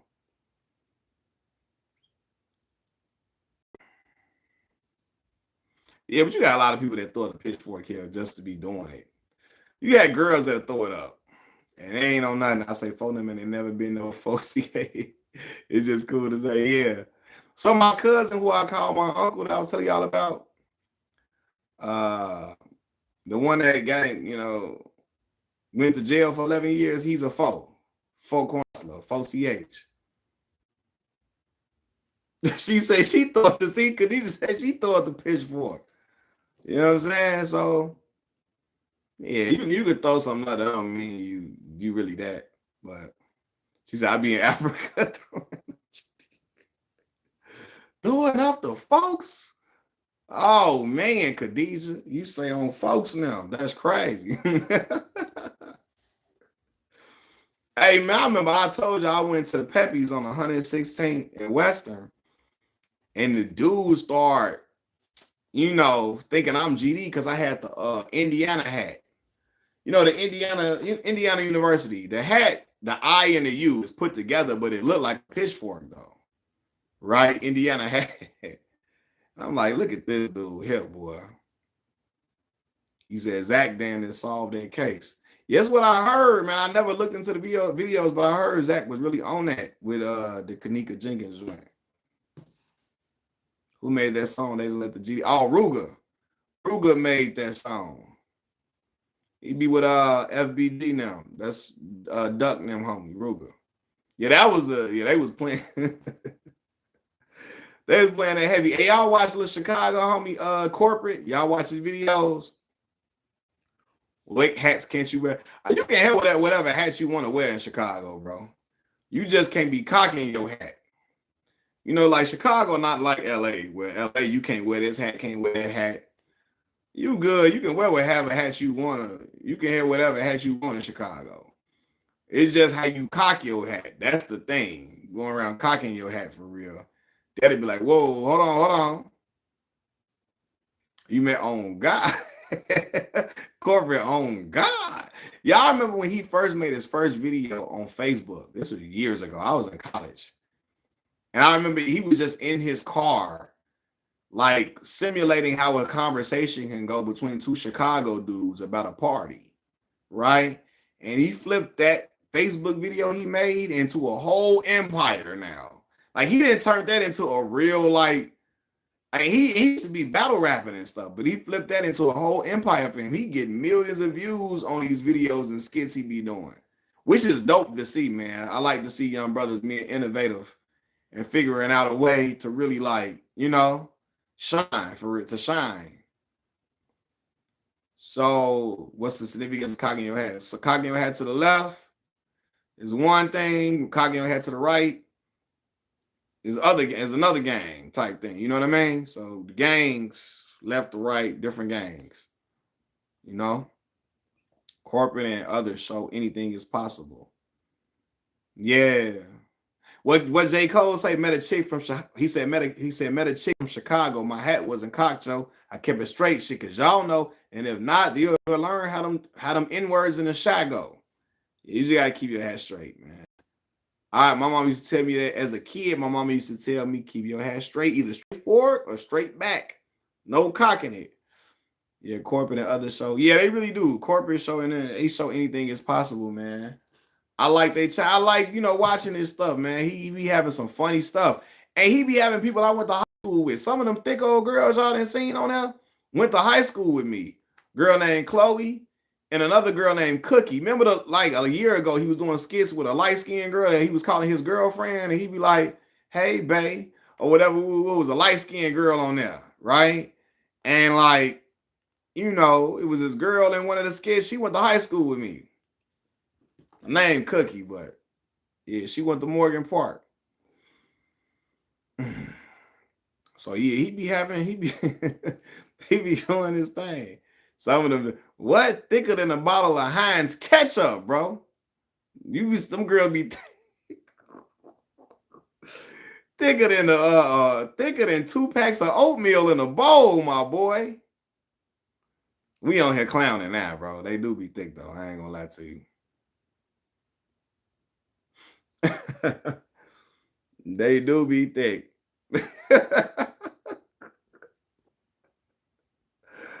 Oh my God. Hey, corporate be having me dying laughing though, man. He be on there, who. Chicago be, is you cool, boy? Is you cool? That is a threat. Somebody asks you, is you cool? That's a threat. And that must suck. You can't style the way you want because of gameplay. Yeah, but I'm just glad we not like LA. In LA, you can't even wear certain. I like wearing fitted caps. I couldn't even wear my Chicago White Sox cap out in LA because that mean a different neighborhood. I got like over 50 hats, bro. I wouldn't be able to wear none of that out there. You can't even wear certain colors. I'm a Kappa, right? Man, matter of fact, I'm a brother of Kappa Alpha Psi, right? You see the cane? I couldn't wear my Kappa, my red out there. Crimson. Because they might think I'm a blood or something. You feel me? And our hand sign like this, they might think I'm throwing up bees. You feel me? I couldn't even, yeah, man. I'm kind of, it's a look, we can't cock your hat, but at least I can wear my hat, whatever hat I want to wear. And we ain't worried about no colors in Chicago. In LA, I'd have been in trouble. I like Skinbone. Yeah. Skinbone is hilarious. He's funny, man. Skinbone is funny. I like him too, though, Khadijah. I watched somebody talk about LA gang politics. I'm like, bro, I could never. I just wear white every day. Yeah, it's a lot of, man, that color stuff, man, got LA. You would be in shambles out there, bro. I couldn't, man. Yeah, you gotta, but I guess, when you from out there, you used to it. But me knowing me, and I like wearing different colors, and I like wearing, hats and all that, I've been in trouble out that way. I would definitely be in trouble out there. Y'all hit that like button for me too. I appreciate it. Y'all hit that like button for me. Oh yeah, they tell you to check it out now. Somebody in Chicago tell you to check it out. Please do not go check it out. Please don't go check it out at all. somebody in Chicago tell you, hey, check it out. Go the other way. I think Bloods out there in LA don't like words and stuff. Yeah, man, they got a whole different culture, man. So, yeah, you never check it out when they tell you come check it out. Oh, man. I remember we was talking about what you think about checking in when you hit certain city, bro. Never knew that. Yeah, that just sound crazy to me. That sound like extortion, Juice. Checking in sound like extortion. And I ain't down for getting extorted. Favorite Chicago saying woo wop the bam. Yeah, that means etc. etc. etc. etc. Woo wop the bam, woo wop the bam. We went to the store. We go to the store, I'm saying? The shorties out there, they all chilling, kicking it, woo wop the bam. You know what I'm saying? We go up in there, he go up in the store, I give me some flaming hots. We used to say hot flamings as a kid. Hot flamings. We ain't even say flaming hots. Hot flamings. Yeah, woo wop the bam. That is.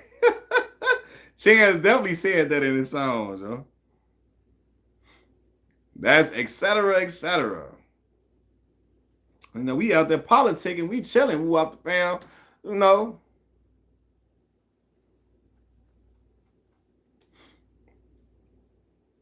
But yeah, man, checking in sound like extortion. Yeah, Kayla went crazy though. Jacksonville weak, but I gotta get a young boy props, man. He balling. Yeah, they asked you from Mississippi. Well, man, all our people be from there, man. My paternal grandmother is from Mississippi.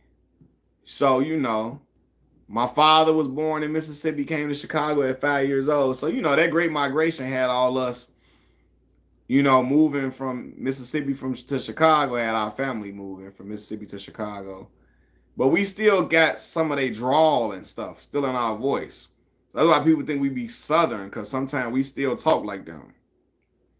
Hell, Crucial Conflict. People thought Crucial Conflict was from the South. When they had, Hey and all that, when they made them songs, people thought Crucial Conflict was some Southern boys. They from the west side of Chicago. That's just because, again, our style is still connected. The way we talk and all that is still connected to the South. Don't call nobody a goofy in Chicago. That's fighting words. It's like calling somebody the B word in Chicago. Where the hell is Music Soul Child? I don't know, man. He got to come back though, Calvin. Music Soul Child was my guy. I was a little boy. I wasn't little. 07, I was a teenager. It'll be fly if you were my B-U-D-D-Y. That was my joint. Oh, let me explain this. A buddy is an equal beneficial arrangement. Oh, my Kanye sounds Southern, so does Chief Keef. Yeah, man, we just got a certain draw to us because our people from there. I hate how people, you say how people call it the rack. Yeah, man, that the rappers got them calling it the rack. King Louis was the first one I heard refer to it as Chirac, and then all the rappers started calling it that too. But yeah, we Chicago, man. It's Chicago.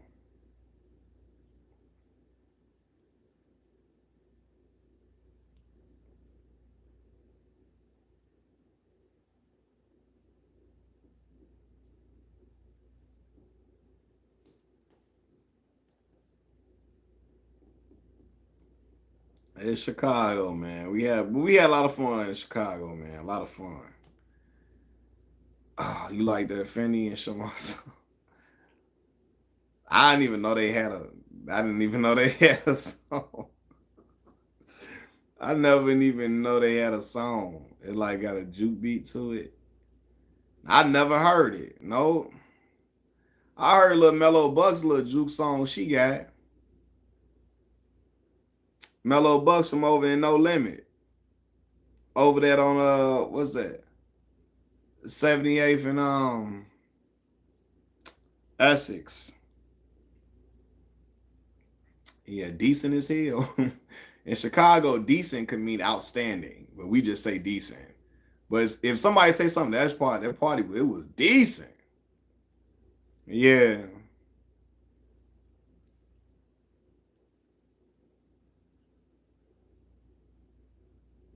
But decent could be the most fun you ever had in your life. That's just how they describe it.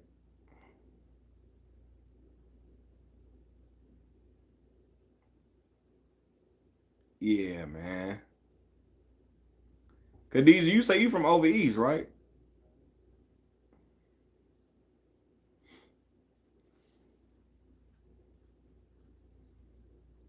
It's got people roast you out of what?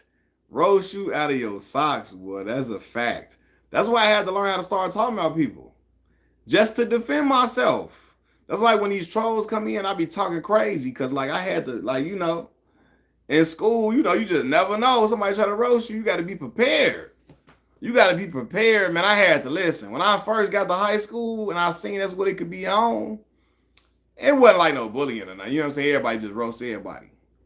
Um, when I seen that was the climate, I said, oh no. I had a joke for everybody that loved to joke on people. Anybody that loved to roast people, I went home and thought of jokes just in case they said my name. Just in case you want to fry me, roast me one day, I got a joke for you that's gonna make everybody here laugh. Hold on, Khadijah. Now you say you gonna see Khadijah. I lived on 6519 South Minerva as a little boy. You hear me? I lived on Minerva for about like 4 years. We used to walk to Wadsworth Elementary School. The school would pick us up. I didn't go to Wadsworth. My school bus would pick us up from over there at Wadsworth. You was on 65th Minerva. Now my people from the Robert. Hold on, Khadijah. Hold on now. My people from the Robert Taylor. My auntie was at 5100 and 5135. So I was going to Robert Taylor's all the time. You went to Dumas. Right on Ellis. Right. I used to look the babysitter on Ellis. Yeah, on Ellis. I know. Right on Ellis. Over there, Dro City. Yeah. Oh, Khadijah, you hold on. That's Chicago for real in here. Hold on, my bad, y'all. I'm gonna get back to talking to y'all too. It's Chicago for real in here. Yeah, man. Me and my godmother, and me and my mom and my godmother was on 65th. So you knew Sajo? Yeah, dang, that's crazy. See, like, yeah, we was on 65th Minerva. Okay, got you. your brother tied in with Louis them. Okay. Southside, right? I see. All right, yeah, man. So your brother tied in with Louis them, King Louis them. But yeah, so I was a shorty on 65th Minerva. I was a young boy. I moved from Minerva. I was on Minerva from when I was till like I was 7 from 7 till I was like 12. I moved from Minerva when I was 12 years old. Then I went to 48th in Indiana, which was at that time again right around the corner from Robert Taylor. And my auntie them was still in building 5135 on the 5th floor.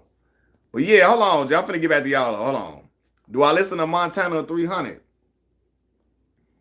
No, I don't, bro. I ain't gonna lie to you. I don't listen to Montana 300. Now, and I'm gonna tell y'all why. Shout out to Montana 300. He got a really big following. When he first came out with the Chirac freestyle, I thought that was cool.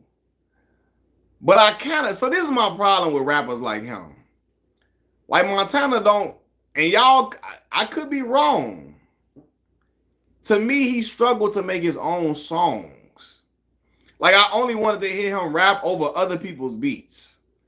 And rappers like that, I lose interest in them very, very fast. When they only can get my attention when they rapping over somebody's beat. Like he wasn't really good at making songs. Well, I'm gonna say this. He got songs that his fans love, But I never really loved his songs, his personal songs like that. You know what I mean? And he had a lot of metaphors and stuff.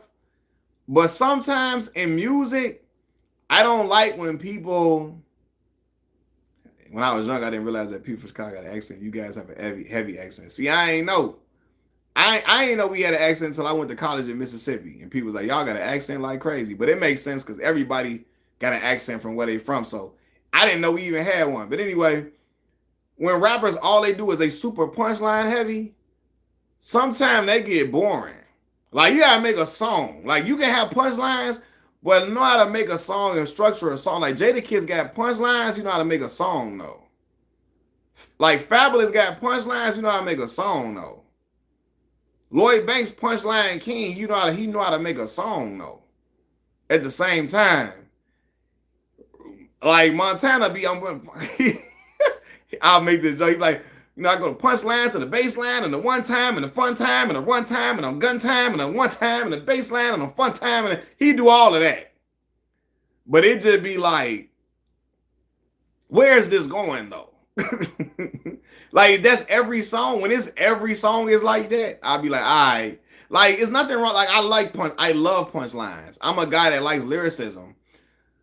But a lot of times, like some of the punchlines was like layups too. And so, but it's like he never really showed me he could make a song, and that's where I got lost on him too. And then I'm gonna tell you this too, and y'all gonna say it's the Chicago bias in me. I promise y'all, I'm not a snob about my city. I'm not a snob about my city. But I felt like he's really from Peoria, Illinois. But it was hot to say he was from Chicago. He was from Chicago at the time. So his management told him to say he's from Chicago. But I really think he's from Peoria for real. Now, I believe he was born in Chicago. And I believe he lived here for a small part of his life. But I believe he spent his formative years, majority of his years, in Peoria. Right? Because when people ask him where he's from, he talk about being born in Chicago and lived there for a little minute. Then he went to Peoria, right? And he always say, I was always back and forth. I made a lot of money in Chicago. Ooh, I was back and forth between Chicago and Peoria. I believe the brother was in Peoria majority of the time. It was just cool to say he's from Chicago because he came out, he got big during the drill movement, right? So people already hearing he from Chicago, and when his name was Up 300, they thought he was with the BDs now. You know what I'm saying? Even though I'm going to give him credit. His name was always Montana 300. He wasn't trying to latch on to their movement, but I believe he was trying to just say he was just claiming Chicago because that was a cool thing to say. But I believe the brother went to high school, all elementary school, all that in Peoria. And there's nothing wrong with that. There's nothing wrong with repping Peoria. Shout out to Peoria. You know what I mean? There's nothing wrong with that. Richard Pryor from Peoria. It's some real dudes from Peoria. Shout out to Peoria. Ain't nothing wrong with it. But I feel like he was saying Chicago because it was a cool thing to do. But I'm like, he could have repped. Hey, look. Khadijah. And I tried to be nice, Khadijah. I'm like you, though. You ain't from Chicago. Don't be talking about you from Chicago. Because you ain't got the same. Listen, man, it's a certain experience growing up here, y'all, that is very unique to a Chicagoan. Y'all just seen me and Khadijah going back and forth. Khadijah older than me. But I know where she was at. She said she went to Dumas. I immediately said on Ellis, right? I know about growing up at that Oakwood Cemetery right there on Minerva. You feel me? Like, so I can't just be giving that away to everybody. You know what I'm saying? I can't be giving that away to everybody. So, but there's nothing wrong with being from Peoria. And I feel like he could have put Peoria on the map if he would have just claimed Peoria. Put your people on, man. Rep your city. I know people from Peoria was mad at Montana 300. Like, why he won't say he from here? I know they felt the way. Like, why he can't just say he from Peoria, man? Look at what connect with us. He was steady hollering Chicago. You're like, man, what high school you went to in Chicago? Man, what grammar school, man? We say grammar school. We don't say I say elementary school to refer to grammar school. Because a lot of y'all don't know what I'm talking about. If you're not from Chicago, you're not going to know what I'm talking about when I say grammar school. So I say elementary school. But we really say grammar school, though. But anyway, How is Chicago? Chicago, a beautiful city, man. A lot of fun stuff to do from here. To do here. We got the best downtown in the United States of America. You know what I mean? So, yeah. Hey, look, shout out. I know East St. Louis ain't no joke. I already know that for a fact. I know that for a fact, man. Yeah, and shout out to Darius Miles, East St. Louis, man. Shout out to D Miles, man. I remember my cousin would have Darius Miles tapes of Darius Miles, and he was hooping in high school. Shout out to Minneapolis. Yeah, man, rep y'all city, man. Shout out to Minneapolis, man. Look, my Morgan Park High School would play East St. Louis High School, high school in football, man. East St. Louis football team was cold too. Back when I was in school. Shout out to Minneapolis, man. Chicago, best downtown for real, bro. I'm not lying to you. I'm not lying. Chicago got the best downtown by far. By far. He said they still cold. I believe it. Yeah, East St. Louis was the real deal, boy.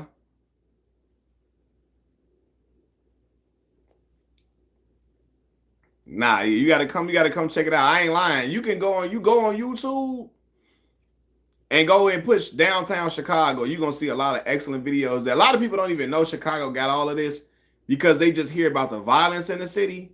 They don't know how beautiful the city is because they think Chicago is a desolate area. Like we look like, god dang, I don't know, because of what people hear. You know what I mean? Jabari from Chicago. His father, Sonny Parker, be all through Chicago.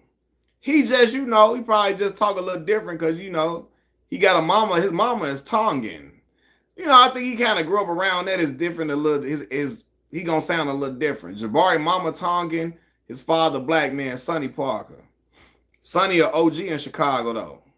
Sonny, the real. Sonny used to hoop in the league. His father, Sonny Parker. Yeah, but he's Southside Chicago though. Jabari. But yeah, man, like I just felt like Montana, man, rep Peoria, man. Peoria would love to have that look, man. But yeah, I ain't gonna lie, I got off the Montana 300 train quick when I only liked his songs that he was doing when he was rapping over other people's beats. That's only gonna, So I'm gonna say, dang, excuse me, I'm burping and stuff. My bad, y'all. It's certain rappers that I don't like because they don't know how to make their own songs. A lot of battle rappers struggle with making their own songs. So it's and man, I'm gonna say this too, man. One rapper I used to be, I was a mega Cassidy fan growing up, right? Jaleel, Chicago too, though. Jaleel went to Whitney Young, Chicago.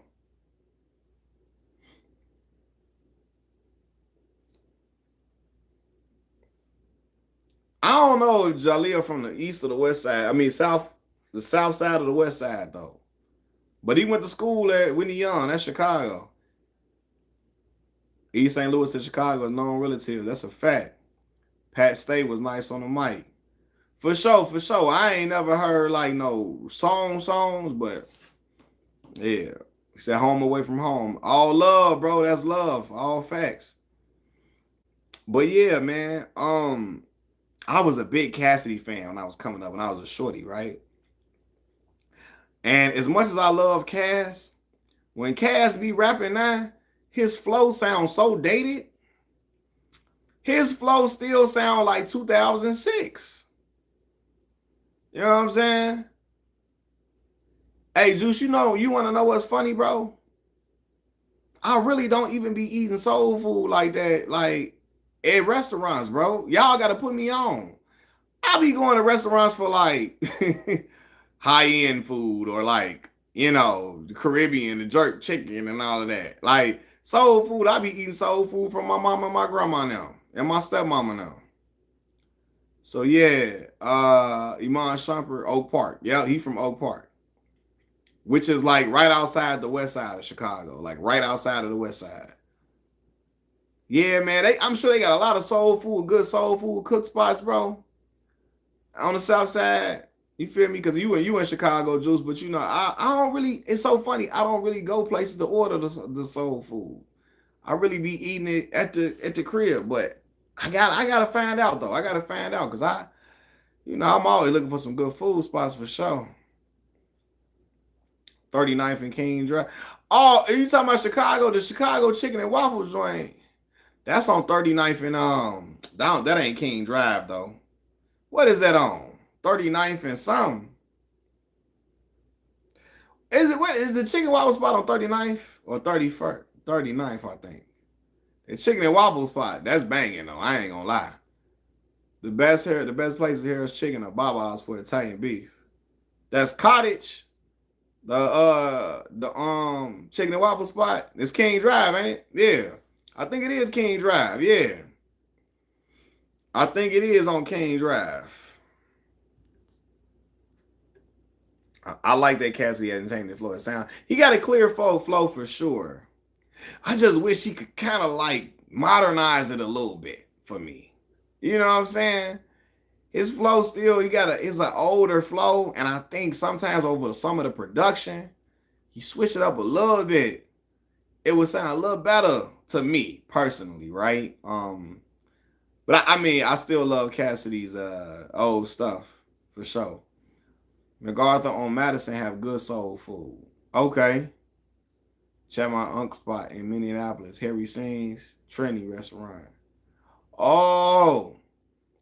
You Trinidadian? Is that how you pronounce it? Trinidadian? Yo, people from Trinidad. Bro. I think you did tell me that before.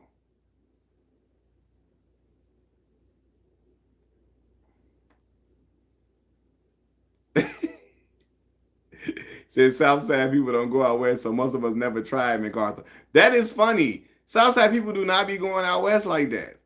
And I feel like vice versa. No, so Khadija, I used to go out west because my stepfather, God rest his soul, he was from out west. So we would go out there with him. But you're right, before then, he wasn't really going out west unless we was going to the Bulls game. To the United Center, because the United Center out west, But yeah, we wasn't really going out west much. But when my mom married my stepfather, that's when we was going out west a lot because his people was out there. You know what I'm saying? So we would go to Uncle Remus. That's the first time I ever had Uncle Remus was when my mom married my stepfather. When they first started dating, and he would go, out west. We'd go out west with him, and we eat the food. You know what I mean? So, but nah, you all love Jabari MacArthur on Madison. I ain't never had that. Now, what they told you about West, they started to wait. I don't know. The next. So I think what it is, Khadija, cut it out. Cut it out, Khadija. Now, how everybody be like out west. I think both sides always be like, okay, it's wild out there. You know what I mean? Just a different territory. I don't know what it was. Maybe. I don't know. Hey, Khadija, don't do that. It's all love, Chicago love up in here. Now she talking about West Side dirty. Don't do that. Different territory, yeah. Different territory, man. And I guess too, but my homie, look, I told y'all. Do I know how to footwork? Nah, I don't, bro. Somebody told me one time I could tell you from out. So look, I got a unique experience, bro. My homie Kiefer, the one I told y'all, he said, "Could you stop playing with a girl?" I love him though. It's just different. My homie Kiefer he from out south. He from over east, from Mall Town, over there on East End, 67 and East End. But he went to high school at Marshall. He was on the south side, southeast, but going to school, south side still, going to school out west. And so his homies from out west would never want to come out south like that. They would say how they felt uncomfortable out south, right? Same way out west, we'd be like, man, it feel different out here. I don't know why it was like that, right? Why it feel different out west, you know what I'm saying? But again, I would be out there a lot because my stepfather would have us out there. You know what I mean? So that's really that's really when I was really going out west, really because of my stepfather. You know what I mean? So but it was all love. Though. It was all love. And I guess at that point, you know, you like we all through Chicago for real. Boy, them cars be rolling like on the highway in Chicago. You get a truck. Them be rolling. Them cars be rolling for real. But nah, I wish we had more fun. Yeah, out west people be having a good time. That's for a fact. They are, I know they be having a lot more fun. I feel like they have a good time for real. Our South Negroes be trying to do too much mean mugging sometimes. But yeah, out west, they do be having fun. That's why I first heard about the fiestas and all that out west, all of they be having good time dancing. The bopping and all that stuff came from out west. The west side of Chicago had the bopping and stuff. They was doing that. D-Lo them from out west. Juice. I think D-Lo them from out west. All right, where's KG from? Hey, listen. Garnett is from South Carolina. He went to high school for 1 year out west at Farragut. But y'all know how I do. I don't be giving nobody no honorary Chicago pass for 1 year of high school here. Like, you got to at least do 4 years now for me to say you from Chicago. Yup. I heard the east side of Chicago had the roughest women. Khadijah from over east, so she gonna be like, what?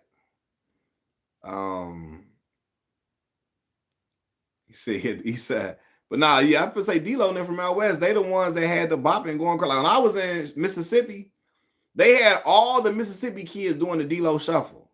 Juice, I wish I could have recorded that. All the Mississippi kids was down there because down in Mississippi, they love dancing too. You know what I'm saying? So they had all the Mississippi kids D-Lo doing the D-Lo shuffle. I'm talking about in college, on a college campus, they was getting down to it. You claim Candace? She said, "No, I'm from out south, but never claimed the east side, just lived over there." I hear you. You know, I claim Candace. Shout out Candace. But if you really, just to show love, right? I say, shout out Candace, man. Shout out Candace. But Candace is from Naperville. Naperville is about an hour outside of where we at. Polo G from North Side Chicago. North Side Chicago. Candace from Naperville, a little ways from Naperville, a little minute from the city, man. And it's complete. Naperville is so different from Chicago, y'all. It's so different. I know Candace Parker didn't go to no school that was majority black. I know black folks was in the minority at the high school she went to. Naperville is so different from Chicago. So for the love, I say, yeah. She said we don't claim D-Wade. Now, Khadijah, now you know how this rule go. When you really good in basketball, you really good at a sport, Chicagoans will claim you. But if D-Wade was terrible, they would not claim him. But Wade left Chicago and when he was like 7 years old. And he went out to Robbins, which is right outside of the city. Kiki Palmer from Robbins, Illinois. Robbins right outside of the city. But he went to school at Richards High School. He didn't go to school in the city. He went to school out in the suburbs. You know what I'm saying? So, yeah, Wade really from Robbins for real. You know what I'm saying? But he was born in Chicago, lived in Chicago till he about like 7 years old, 7, 8 years old, something like that. And then ended up moving to Robbins, where he spent most of his formative years was in Robbins for real. It's North Side, yeah, Naperville, suburban, yeah. Yo, I love Candace. Like I said, I love Candace, but Candace, Naperville ain't Chicago though, man. I probably have let her, if she would have said Dalton, I might have let her have Dalton's still not Chicago though. If that mug ain't 606, baby, it's not Chicago. You feel me? That zip code ain't 606, it ain't Chicago, baby. But You know, yeah. Is the North Side safe? I mean, yeah, majority of the North Side for sure. Majority of it. Majority of the North Side for sure. King of the North. You gonna be out there, you gonna see Rob Stark and them running around out there. Rob Stark, all the Stark family out there on the North Side. It's a lot of Chicago history. I'm still learning. I learned last year I lived a block away from the Black Panthers headquarters and where Fred Hampton got. That's what's up, man. So you know, Dilla, six-figure Dilla on Instagram. Dilla is a great Chicago historian. Like Dilla be teaching me stuff about Chicago I never knew. You know what I'm saying? So yeah, y'all got to look at Dilla. Dilla got a page called Six Figure Dilla on Instagram. Check him out. Chicago got a lot of history, man. A lot of history. So, yeah, Six Figure Dilla is his name on it. The number six, FIGGA, six figure, FIGGA,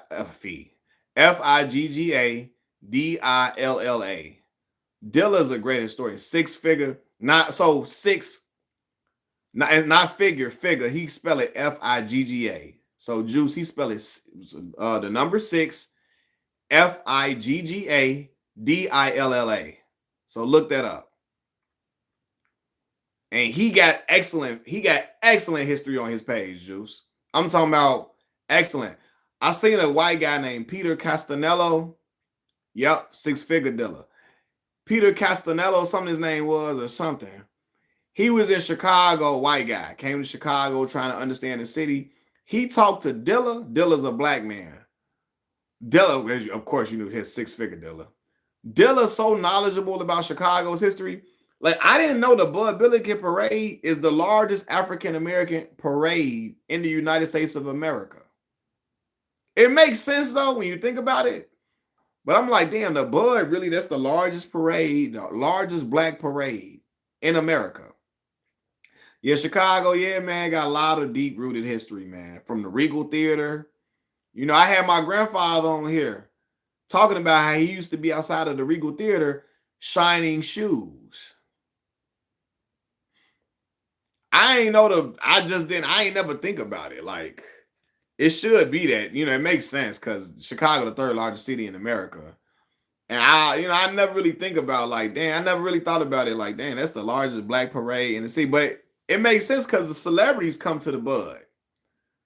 All the celebrities always come to the Bud Billiken Parade, so it gotta be large. Like, you know, there's always celebrities on the floats in the Bud. Like, that was the big deal.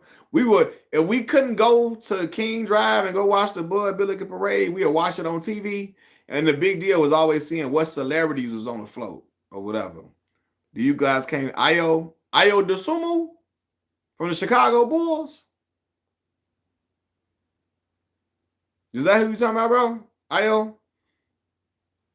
Yeah, I ain't been to, I'm Juice. I'm like you. I ain't been to the Bud in over 10 years. My daughter just went this year with her cousins now. I ain't go, but she went. Yeah, for sure. Ayo went to my high school, Morgan Park High School. That's a Morgan Park Mustang, baby. Ayo, Chicago, for real. Yup. He went to my high school, Morgan Park. I was watching Ayo when he was in high school. I wasn't in high. I'm much older than Ayo.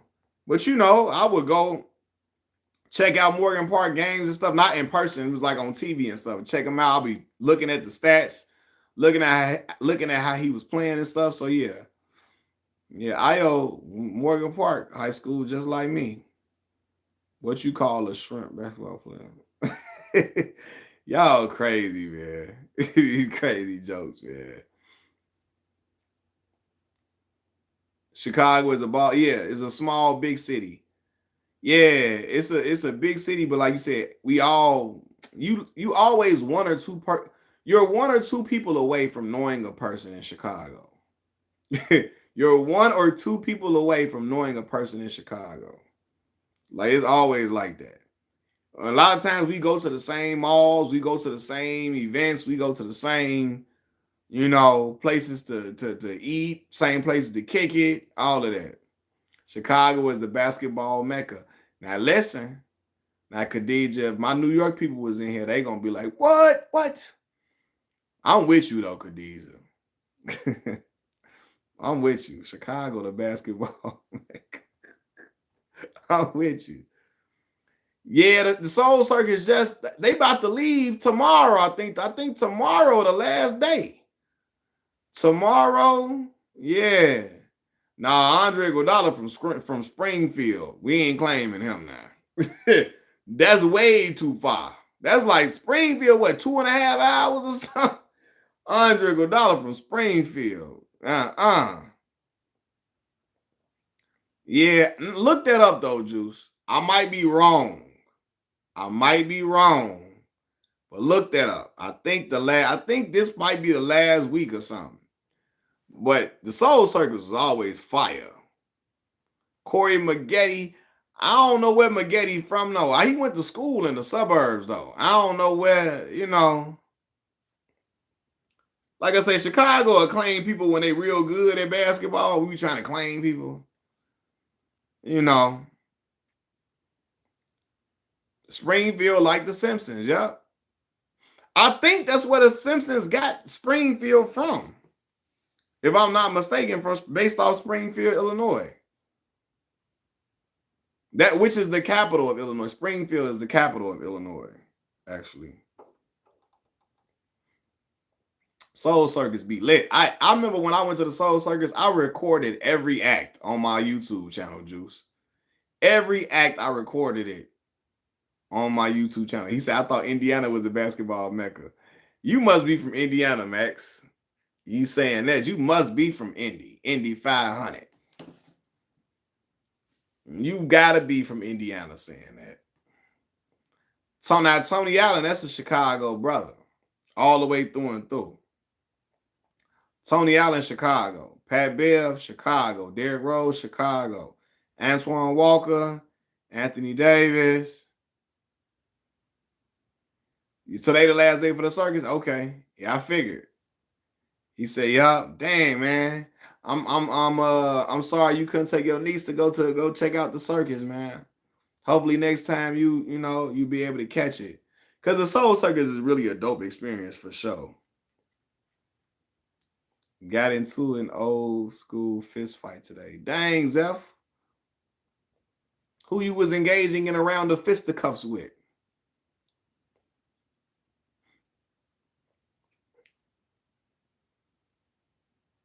Nah, for real. So like, yeah, we got a lot of hoopers in Chicago. He said, a neighbor, what y'all fight about? We got, a lot of hoopers, man. Anthony Davis, Isaiah Thomas, Juwan Howard, all of that.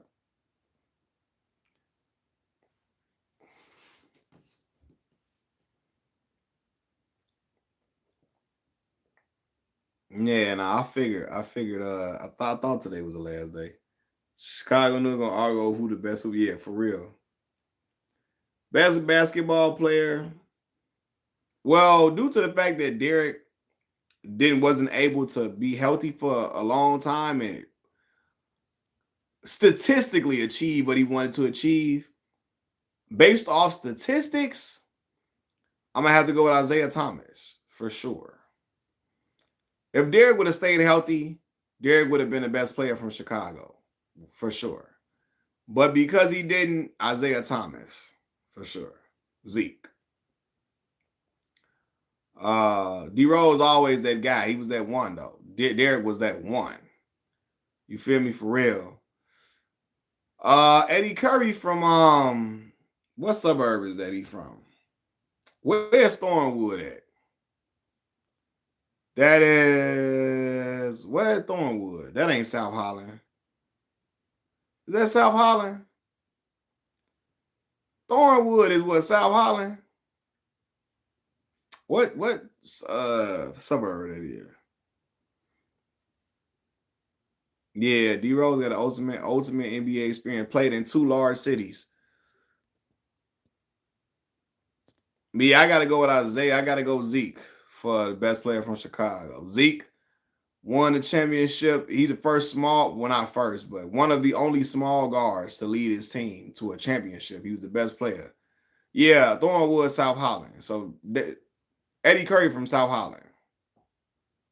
Rose is the people's champ, but B. Roy, Brandon Roy was your guy.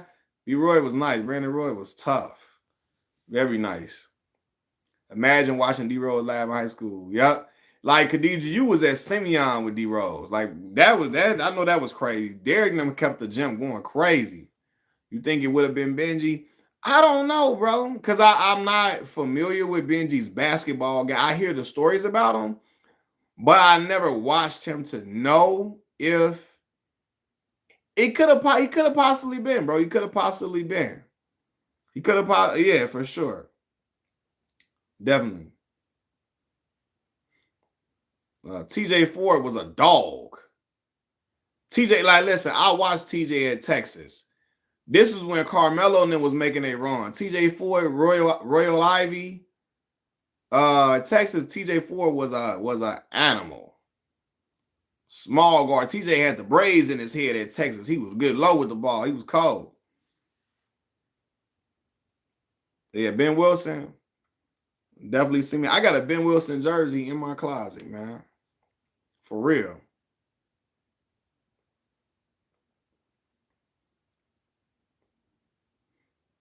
But yeah, TJ was nice. But yeah, no, Zeke, man, first small guard lead his team to not first, but one of the only small guards lead his team to a championship. He was the team's primary scorer and also led them in assist every single year, while also being the primary scorer, the number one scorer on the team, which is hard to do. Lead your team in scoring and assist. That was an unheard of thing for real, like that. That was not a common thing like that, you know? That was not a common thing, you know? So, yeah, I mean, we had Magic Johnson now too, but like, you know, a lot of guards wasn't doing that, especially at Zeke's size. You know what I wish could have been? Isaiah Thomas Vice Lord. I don't know, but ironically, Isaiah Thomas' middle name is Lord, and the Vice Lord is definitely be out west. Where he from the west side. Hot sauce is my favorite. And one player. I went to the and one mixtape tour game, bro, at the United Center one year. Was it at the All? It might have been at the All State Arena. I don't remember if it was at the United Center or the All Star Arena, All State Arena. It might have been at one of them. My sister took me to go to check them out. It was a fun experience for sure. Yeah, Hot Sauce had everybody in the hood thinking they were gonna go to the NBA if they had a solid handle. Hot Sauce had everybody thinking if you could dribble the ball, you had a chance at the league. And as great as Hot Sauce was as an entertainer and a dribbler, he was nowhere near an NBA player. Nowhere near it. But I mean, that handle was phenomenal that he had. Him and the professor, and yeah, rest in peace to Escalade, man. Mark Jackson, big brother. Rest in peace to Escalade, man. Big Escalade was also a very entertaining guy. Yeah, but that's Mark Jackson, brother. Yeah, Hot Sauce had it busting. No, he did though. He was fun to watch. Fun, very entertaining. Every time he got the ball, I remember when I went to go see them play live. Every time Hot Sauce got the ball, the crowd stood up to see what he finna do. The crowd was standing up just to see what every move he had. He want to see what he was trying to do.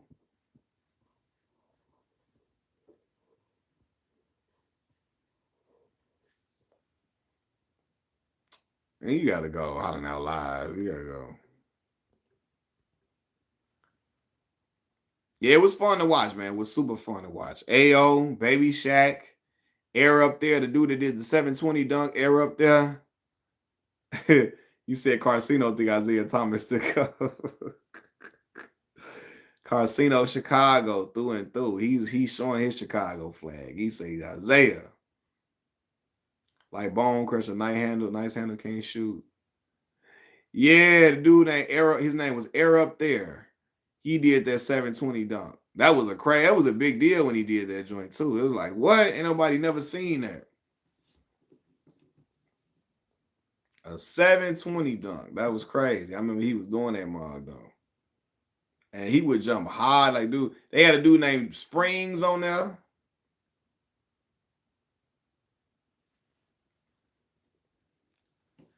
Yeah, and one man, he had a lot of brothers thinking they It had a lot of us in the hood thinking we was gonna go to the league, man. Bone collector. Yeah, I remember the dude named Pharmacist that would pull your shirt over your head all the time. Yeah, listen, now Juice, when the tour was on ESPN, that was cracking, Juice. I would watch all them episodes. Remember, they would play back-to-back episodes. When the tour was on ESPN, I remember when Derek was about to get drafted and they had it on ESPN. He was like, man. And the dude was like, Chicago, we known for killers. We say, y'all. And then Mark Jackson was like, Troy Jackson, Escalade, was like, y'all not really known for guards like that in Chicago. And he was like, what you mean? We got the dude about to be the #1 pick. He said, okay, him. But you know, he's like Dwayne Wade. And Escalade was like, first of all, he's from Robbins, first of all, right? That's what Escalade said. First of all, he's from Robbins. And I was dying laughing. Ari Spears probably think Allen Houston is the GOAT. Ari Spears so New York bias, boy. New York bias. Spider was dope. Yeah. They need to let Mac McClung play. He's scrappy. Yeah, Mac McClung, man. They only be letting him come up so he can get in the dunk contest. They only be calling Mac McClung up so he can get in the dunk contest. Yeah, Skip made the league, man. He did. He did. Skip was nice. Skip was a hooper for real, for real.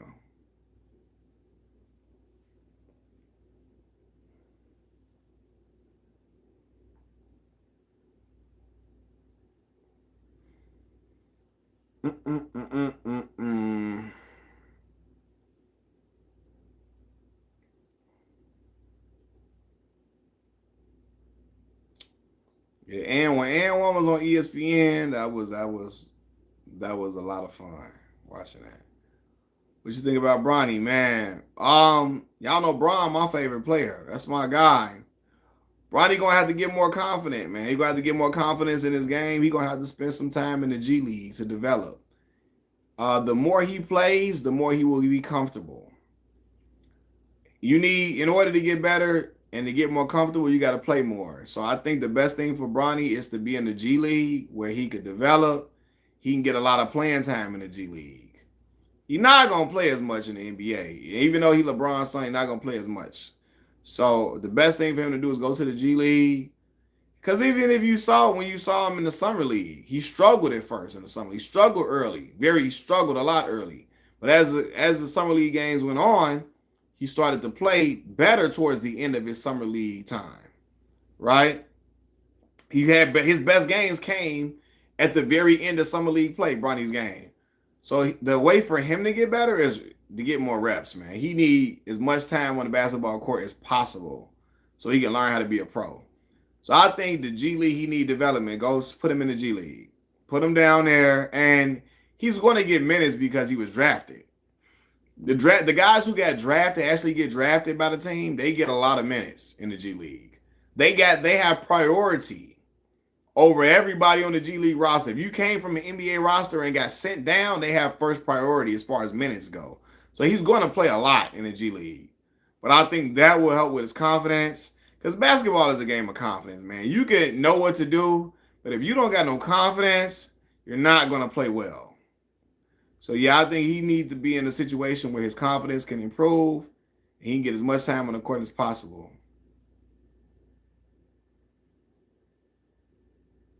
So, Bronny, I blame the media for the hype knowing he's not ready. I don't like when they do that with certain individuals. We know he's LeBron's son, but he's not LeBron, bro.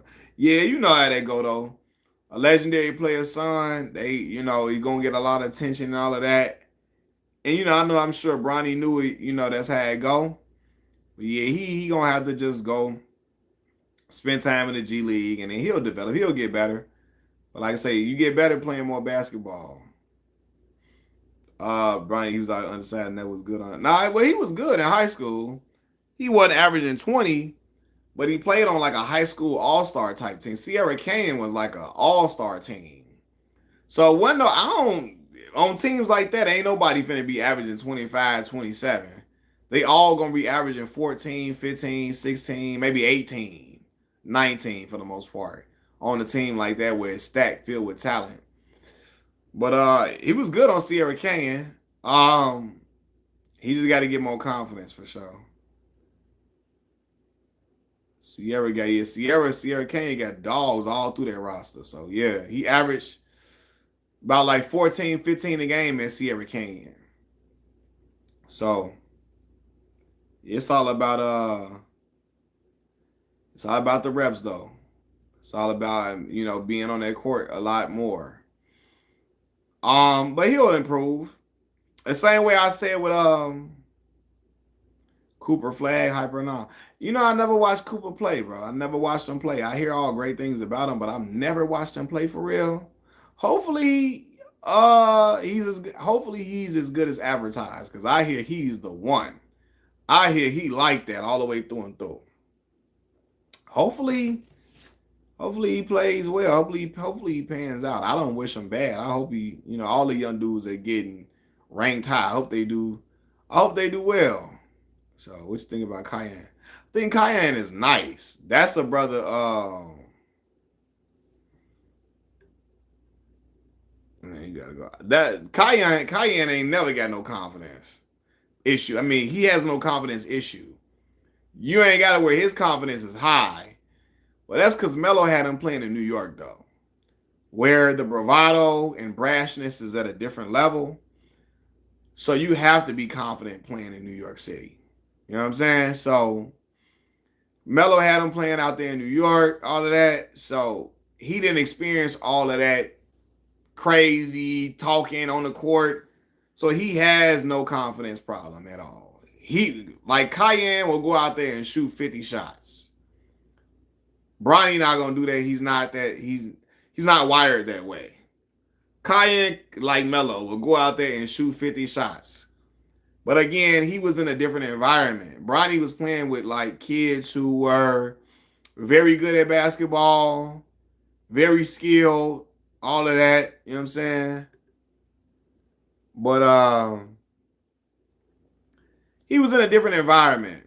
Cayenne was playing with dudes that talk crazy on the court and talk recklessly crazy, in a brash environment. And a lot of times that breeds a lot of great hoopers, because you're dealing with a lot of it brings some different stuff out of you, you know what I mean? So yeah.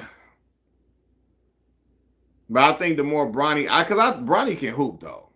I've seen him in one-on-one. I seen him putting that work on THT, Taylor Horton Tucker. Shout out to another Simeon high school kid in Chicago, Taylor Horton Tucker, and a brother at Kappa Alpha Psi as well. I seen Bronny giving THT that work. But I think it's a confidence thing with Bronny. You know what I'm saying? Going on the court and be able to do the same thing is different. So yeah. But Cayenne, nice. He nice and he gonna shoot that rock regardless. Like that's one thing he learned from his father. He's shooting that ball. You don't care what you talking about. Man, don't you think Mo Bamba should be more than he is in the league?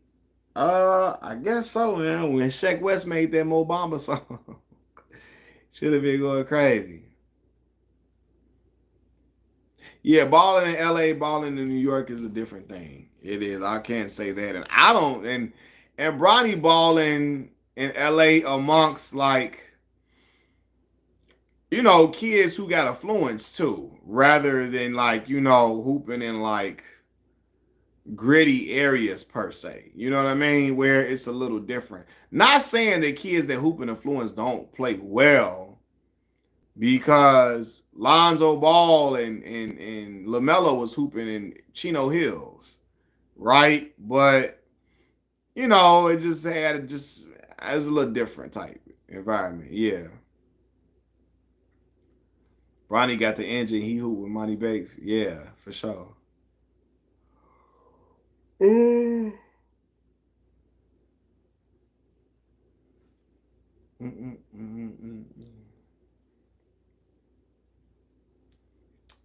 Yes, in LA they play fundamentals. In New York they be street hooping. Yeah, street hooping. Street hooping. That's what a lot be happening in Chicago. A lot of street hooping, man. A lot of street hooping. A lot of trash talk.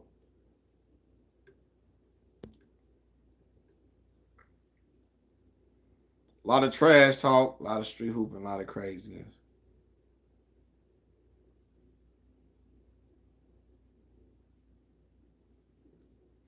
Which city produces the best football players? Ooh, Chicago ain't the city that produces the best football players. We not, and I love Chicago. I can go state. The state of Florida, state of Texas, state of Georgia, and Louisiana. Louisiana, Florida for sure. Florida, Texas, Louisiana, Georgia, football hotbeds. Football hotbeds. Chicago's a better baseball city than football. That's a fact. That's a fact. Chicago a better baseball city than football. I can't even name you a whole. I really can't name you a ton of football guys from Chicago. Donovan McNabb, Chicago all day though. Mount Carmel High School. You know what I'm saying? Chicago, Illinois all day long. Dick Butkus. Y'all know Dick Butkus that played for the Chicago Bears. CVS High School, Chicago Vocational. It's a lot of brothers. Simeon Rice, Tampa Bay Buccaneers, Chicago. It's a lot of Chicago kids that just, yeah, them bots coming in here heavy. Virginia, yeah, Virginia for sure. Virginia for sure. For sure. A lot of Virginia boys, man. Someone I didn't know you from here. Who you talking about, Juice? Who you didn't know was from here?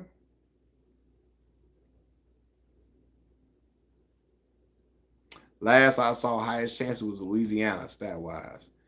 Yeah, them boys down in the South. Yeah, Simeon Rice, Chicago, yep. Miami produced a lot of great football. That's a fact. That's a fact. The University of Miami, you saying, right?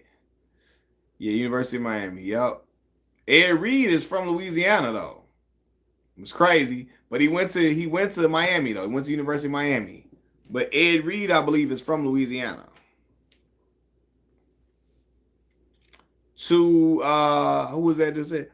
Yeah, Zeph. Yeah, Ed Reed, a dog, straight dog. Straight dog. Louisiana boy, though, but Miami. Ray Lewis, Florida boy. Warren Sapp, Florida boy. Who you think better, Ed Reed or Troy Potter? Ed. Troy was nice though. Nice. But Ed Reed's ball hawk skills, like Ed would pick that. I mean, Troy get picks too, but Ed, listen, had a knack for finding the football. Had a knack for forcing turnovers and turning them into like scores or putting them in great position to score the football. For every fight, why do Chicago dudes got to make it known from Chicago? You know that's everybody love. That's their little warning.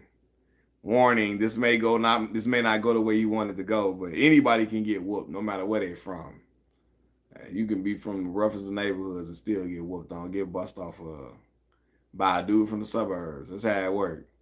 You can be from the toughest of areas, a dude from the suburbs, knock you out. Troy was a dog, now. And shout out to, really, Troy was an animal, but Ryan Clark backed up. Like, Ryan Clark, well, you know what I'm saying, was out there with Troy. He was out there with Troy and did a damn good job out there with Troy. Yeah, Lamar, Florida boy. Hardest football hit I've ever seen. Woo! When Ryan Clark hit Wes Welker. Ryan Clark's hit on Wes Welker, I thought Wes Welker got sent to the upper room. Y'all know Ryan Clark from the Pivot podcast. He was a safety. Ryan looked like such a nice guy the way he dresses. He dressed like he's a brother of Kappa Alpha Psi, right? He a noob. He dressed real clean and sharp and real suited and booted and all of that. Ryan was out there launching his body into offensive players. Patrick Willis, yeah. Y'all look up Ryan Clark, hit Wes Welker. The way he hit Wes, saw Deshaun Jackson got jacked up. I remember when Reggie Bush got hit. This when Reggie was in New Orleans. Woo! Reggie got demolished, boy. Reggie was out there on the ground crawling. That's one of the records. Reggie ain't see it come with the ones you don't see coming. One that hurt the most. Ocho trying to hit Ray Lewis hurt himself. Yeah, I remember that. Ray Lewis a big old dude. Ray Lewis about was 250 pounds and still had abs. Like he was 250 and still had abs like he was a little dude. Like what the hell, Ray? Ray was a dog. Like, yeah, Ray was something different, boy. Certain football players back then was certain different. Shannon Sharp was a problem, Joe. Like, I know everybody look at him as Uncle Shay. As a tight end, Shannon was a dog. Yeah, I love Brian Urlacher, but I'm taking Ray Lewis every day. I'm taking Ray every day of the week over Urlacher. And I love Brian Urlacher. I really do. Phenomenal player. Well, Ray Lewis was the better linebacker. The better middle linebacker for sure. Marcus Allen took a lot of hits. Yeah, he did. Yeah. Yeah, Shannon, Tony Gonzalez. Yeah, but Shannon was the first tight end to have over 10,000 yards receiving. He was the first tight end who really put up receiver type numbers. Now you had other guys, you had other tight ends that got used as a receiver. Kellen Winslow Sr., Ozzie Newsome, them. But Shannon was the first tight end to put up like numbers. He was the first tight end to put up numbers like a receiver.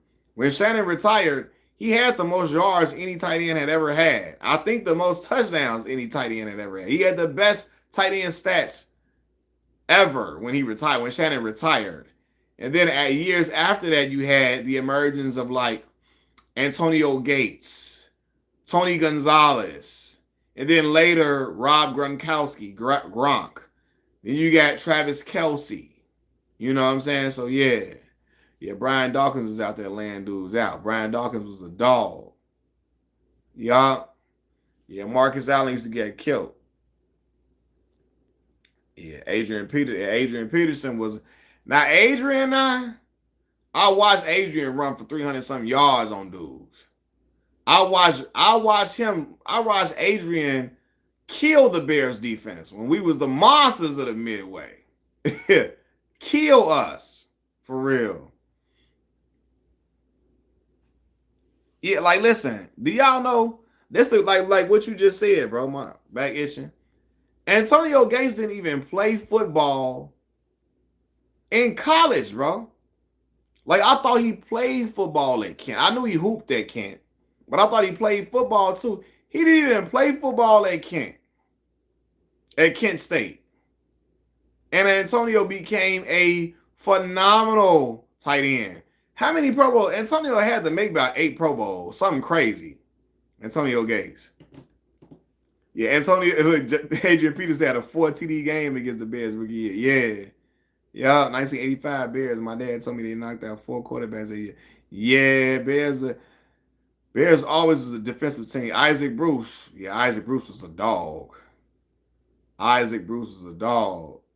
He said the best wide receiver ever in NFL. Hold on now, brother man. The best receiver in NFL history went to my college, Mississippi Valley State University. And you know who went to that HBCU, Mississippi Valley State University. You know what receiver went to Mississippi Valley? Jerry Rice. Yeah, brother went to my school. Jerry Rice, baby. So Jerry was putting up video game numbers at Valley. Valley was averaging 50-something a game. 50 points a game with Jerry catching the football. Yeah, Jerry was a dog, man. Isaac Bruce was a phenomenal receiver, though. Phenomenal. I don't think he's talked about enough. I don't think Isaac is talked about nowhere near as much as he should be. Him and Torrey Holt and them, yeah. Isaac Bruce is a dog, though. but Jerry was playing well until his 40s. Like into he was still having like Jerry might have had 1,000-yard season at 40 years old. When Jerry was in Oakland, did he have 1,000-yard season in Oakland? Like 1,200 yards or something? I think he did. Like 1,200 yards in Oakland. Randy had the best rookie season. Yeah, for sure. Randy just throw that hand up. Randy had us thinking Dante, and shout out, listen, no disrespect to Dante Culpepper.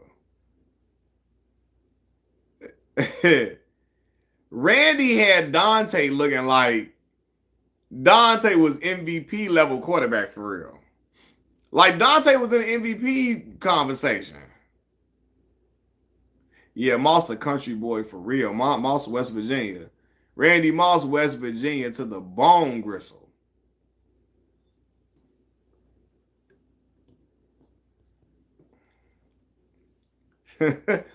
Randy so West Virginia. He had a baby. His first baby, he had a baby with a white girl. He's so West Virginia. Santana Moss. Santana was nice. Santana, Miami, University of Miami, I believe. Santana was. Yeah, Santana was Miami. Yeah, for sure. 2001 national championship team in Miami. Yeah, Culpepper knew how to throw it. He knew how to throw the ball deep. He knew how to throw the football deep. But yeah, he wasn't the most accurate. But again, when you got a phenomenal receiver, a generational, not a phenomenal, when you have a generational Pantheon great receiver, he will make his quarterback look like he's outstanding. Just because of how great he was. Now, Smitty, for Smitty's size, Smitty was 5'9" and going to go get the football at all costs. Snatching the ball from like the DBs all would almost have the ball and he snatching that mug. Jake had Jake Delhomme out there putting up. Shout out Jake Delhomme, man. Jake Delhomme put up some. They went to the Super Bowl with Jake Delhomme, though, man. Shout out Jake Delhomme.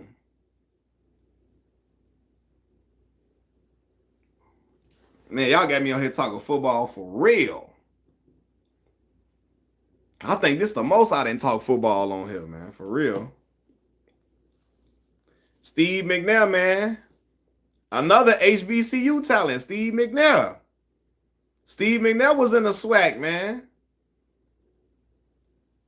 McNair was Alcorn State University, where my father went to school at. Alcorn State.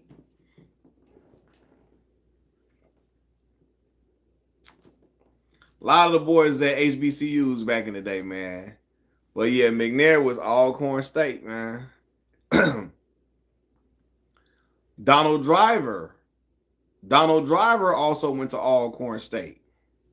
Donald Driver was the main target for Brett Favre with his thieving ass. With his stealing. He was Brett Favre. He was Brett Favre big target. After Sterling Sharp retired and stuff, you know. Yeah, McNair could move though. Yeah, Warren Moon for sure paved the way. That's without question. For sure, for sure. But yeah, man, McNair was the dog, man, was the guy.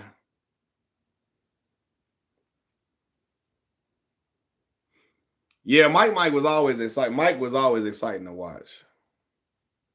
Always exciting to watch, man. Boy, when he was in Atlanta, boy, I just knew he loved to throw the Algie Crumpler. Algie Crumpler was his number one target. The big tight end, Algie Crumpler. Yeah, Vic was a cheat code for sure. Big Algie Crumpler, boy. Tony Banks got to be the weakest black quarterback ever. They gonna tell you Jamarcus Russell was. That's what they gonna tell you.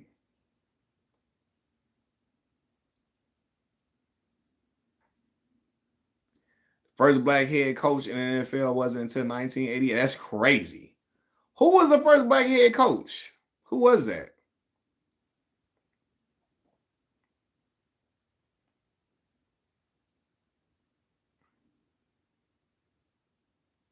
Vic was torn. Yeah. Who was the first black head coach? Yeah, Cordell played for the Bears. I remember Cordell playing for the Bears, man. Very underwhelming times, man, for my Bears. We was just known for that defense, man. Defense in the run game. Thomas Jones was a solid running back, very good running back for us. Thomas Jones was a very good running back for us, man. Shout out to Thomas Jones. Thomas Jones got over 10,000 yards rushing, too.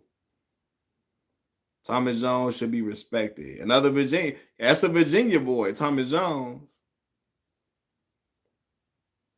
He had the brother Julius Jones, but Thomas was much better than Julius.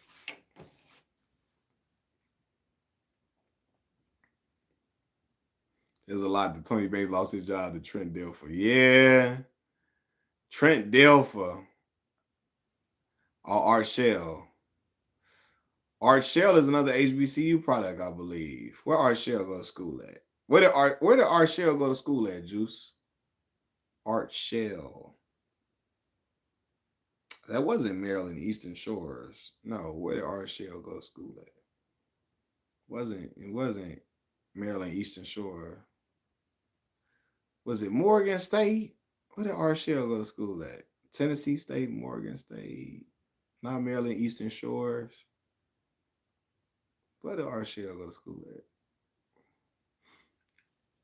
Southern. Now I'm just naming schools now. Yeah, Trent Dilfer was game manager. Game manager. The check down king, Trent Dilfer was. Trent won because that 2000 Ravens offense was so special. Like Maryland Eastern Shores. Yeah, I said, man, that's the first one I said. Yeah. University of Maryland Eastern Shore. That's the first school I named in the list. Mm-hmm. University of Maryland Eastern Shore.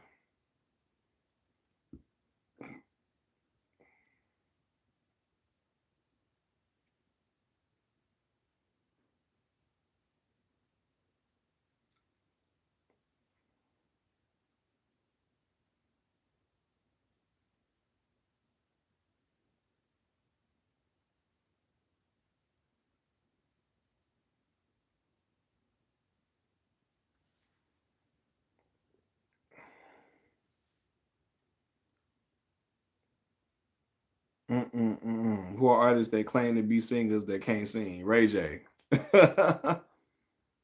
Ray J.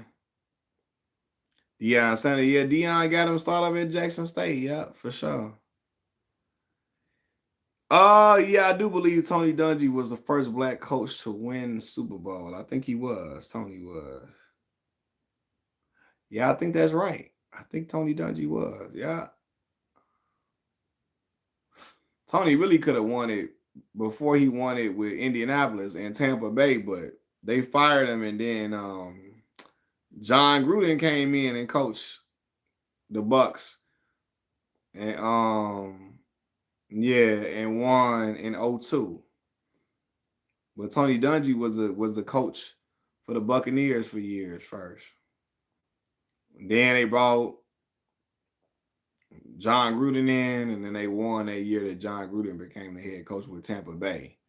But Tony won, yeah, in 06 against the Bears when he was coaching Indianapolis. Unfortunately, it was against the Bears, but shout out to Tony, man. Yeah, man, black coaches was a. I remember it was so special to see two black coaches coaching against each other in the Super Bowl. They covered that with Lovey and Tony Dungy coaching against each other that game.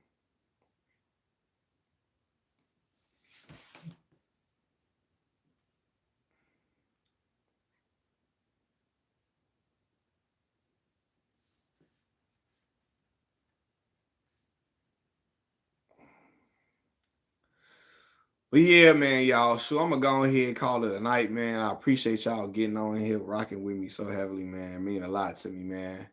Y'all hit that like button for y'all get on. Hit the like button right here for y'all get on up out of here. And then or y'all just like it on the regular, you know, it's gonna go to the my live listing. You can go check me out, go on my page, and then go to the live streams. Y'all see it up there. So man, I appreciate y'all rocking with me, man. I'm gonna holler at y'all. Good night, y'all. Peace.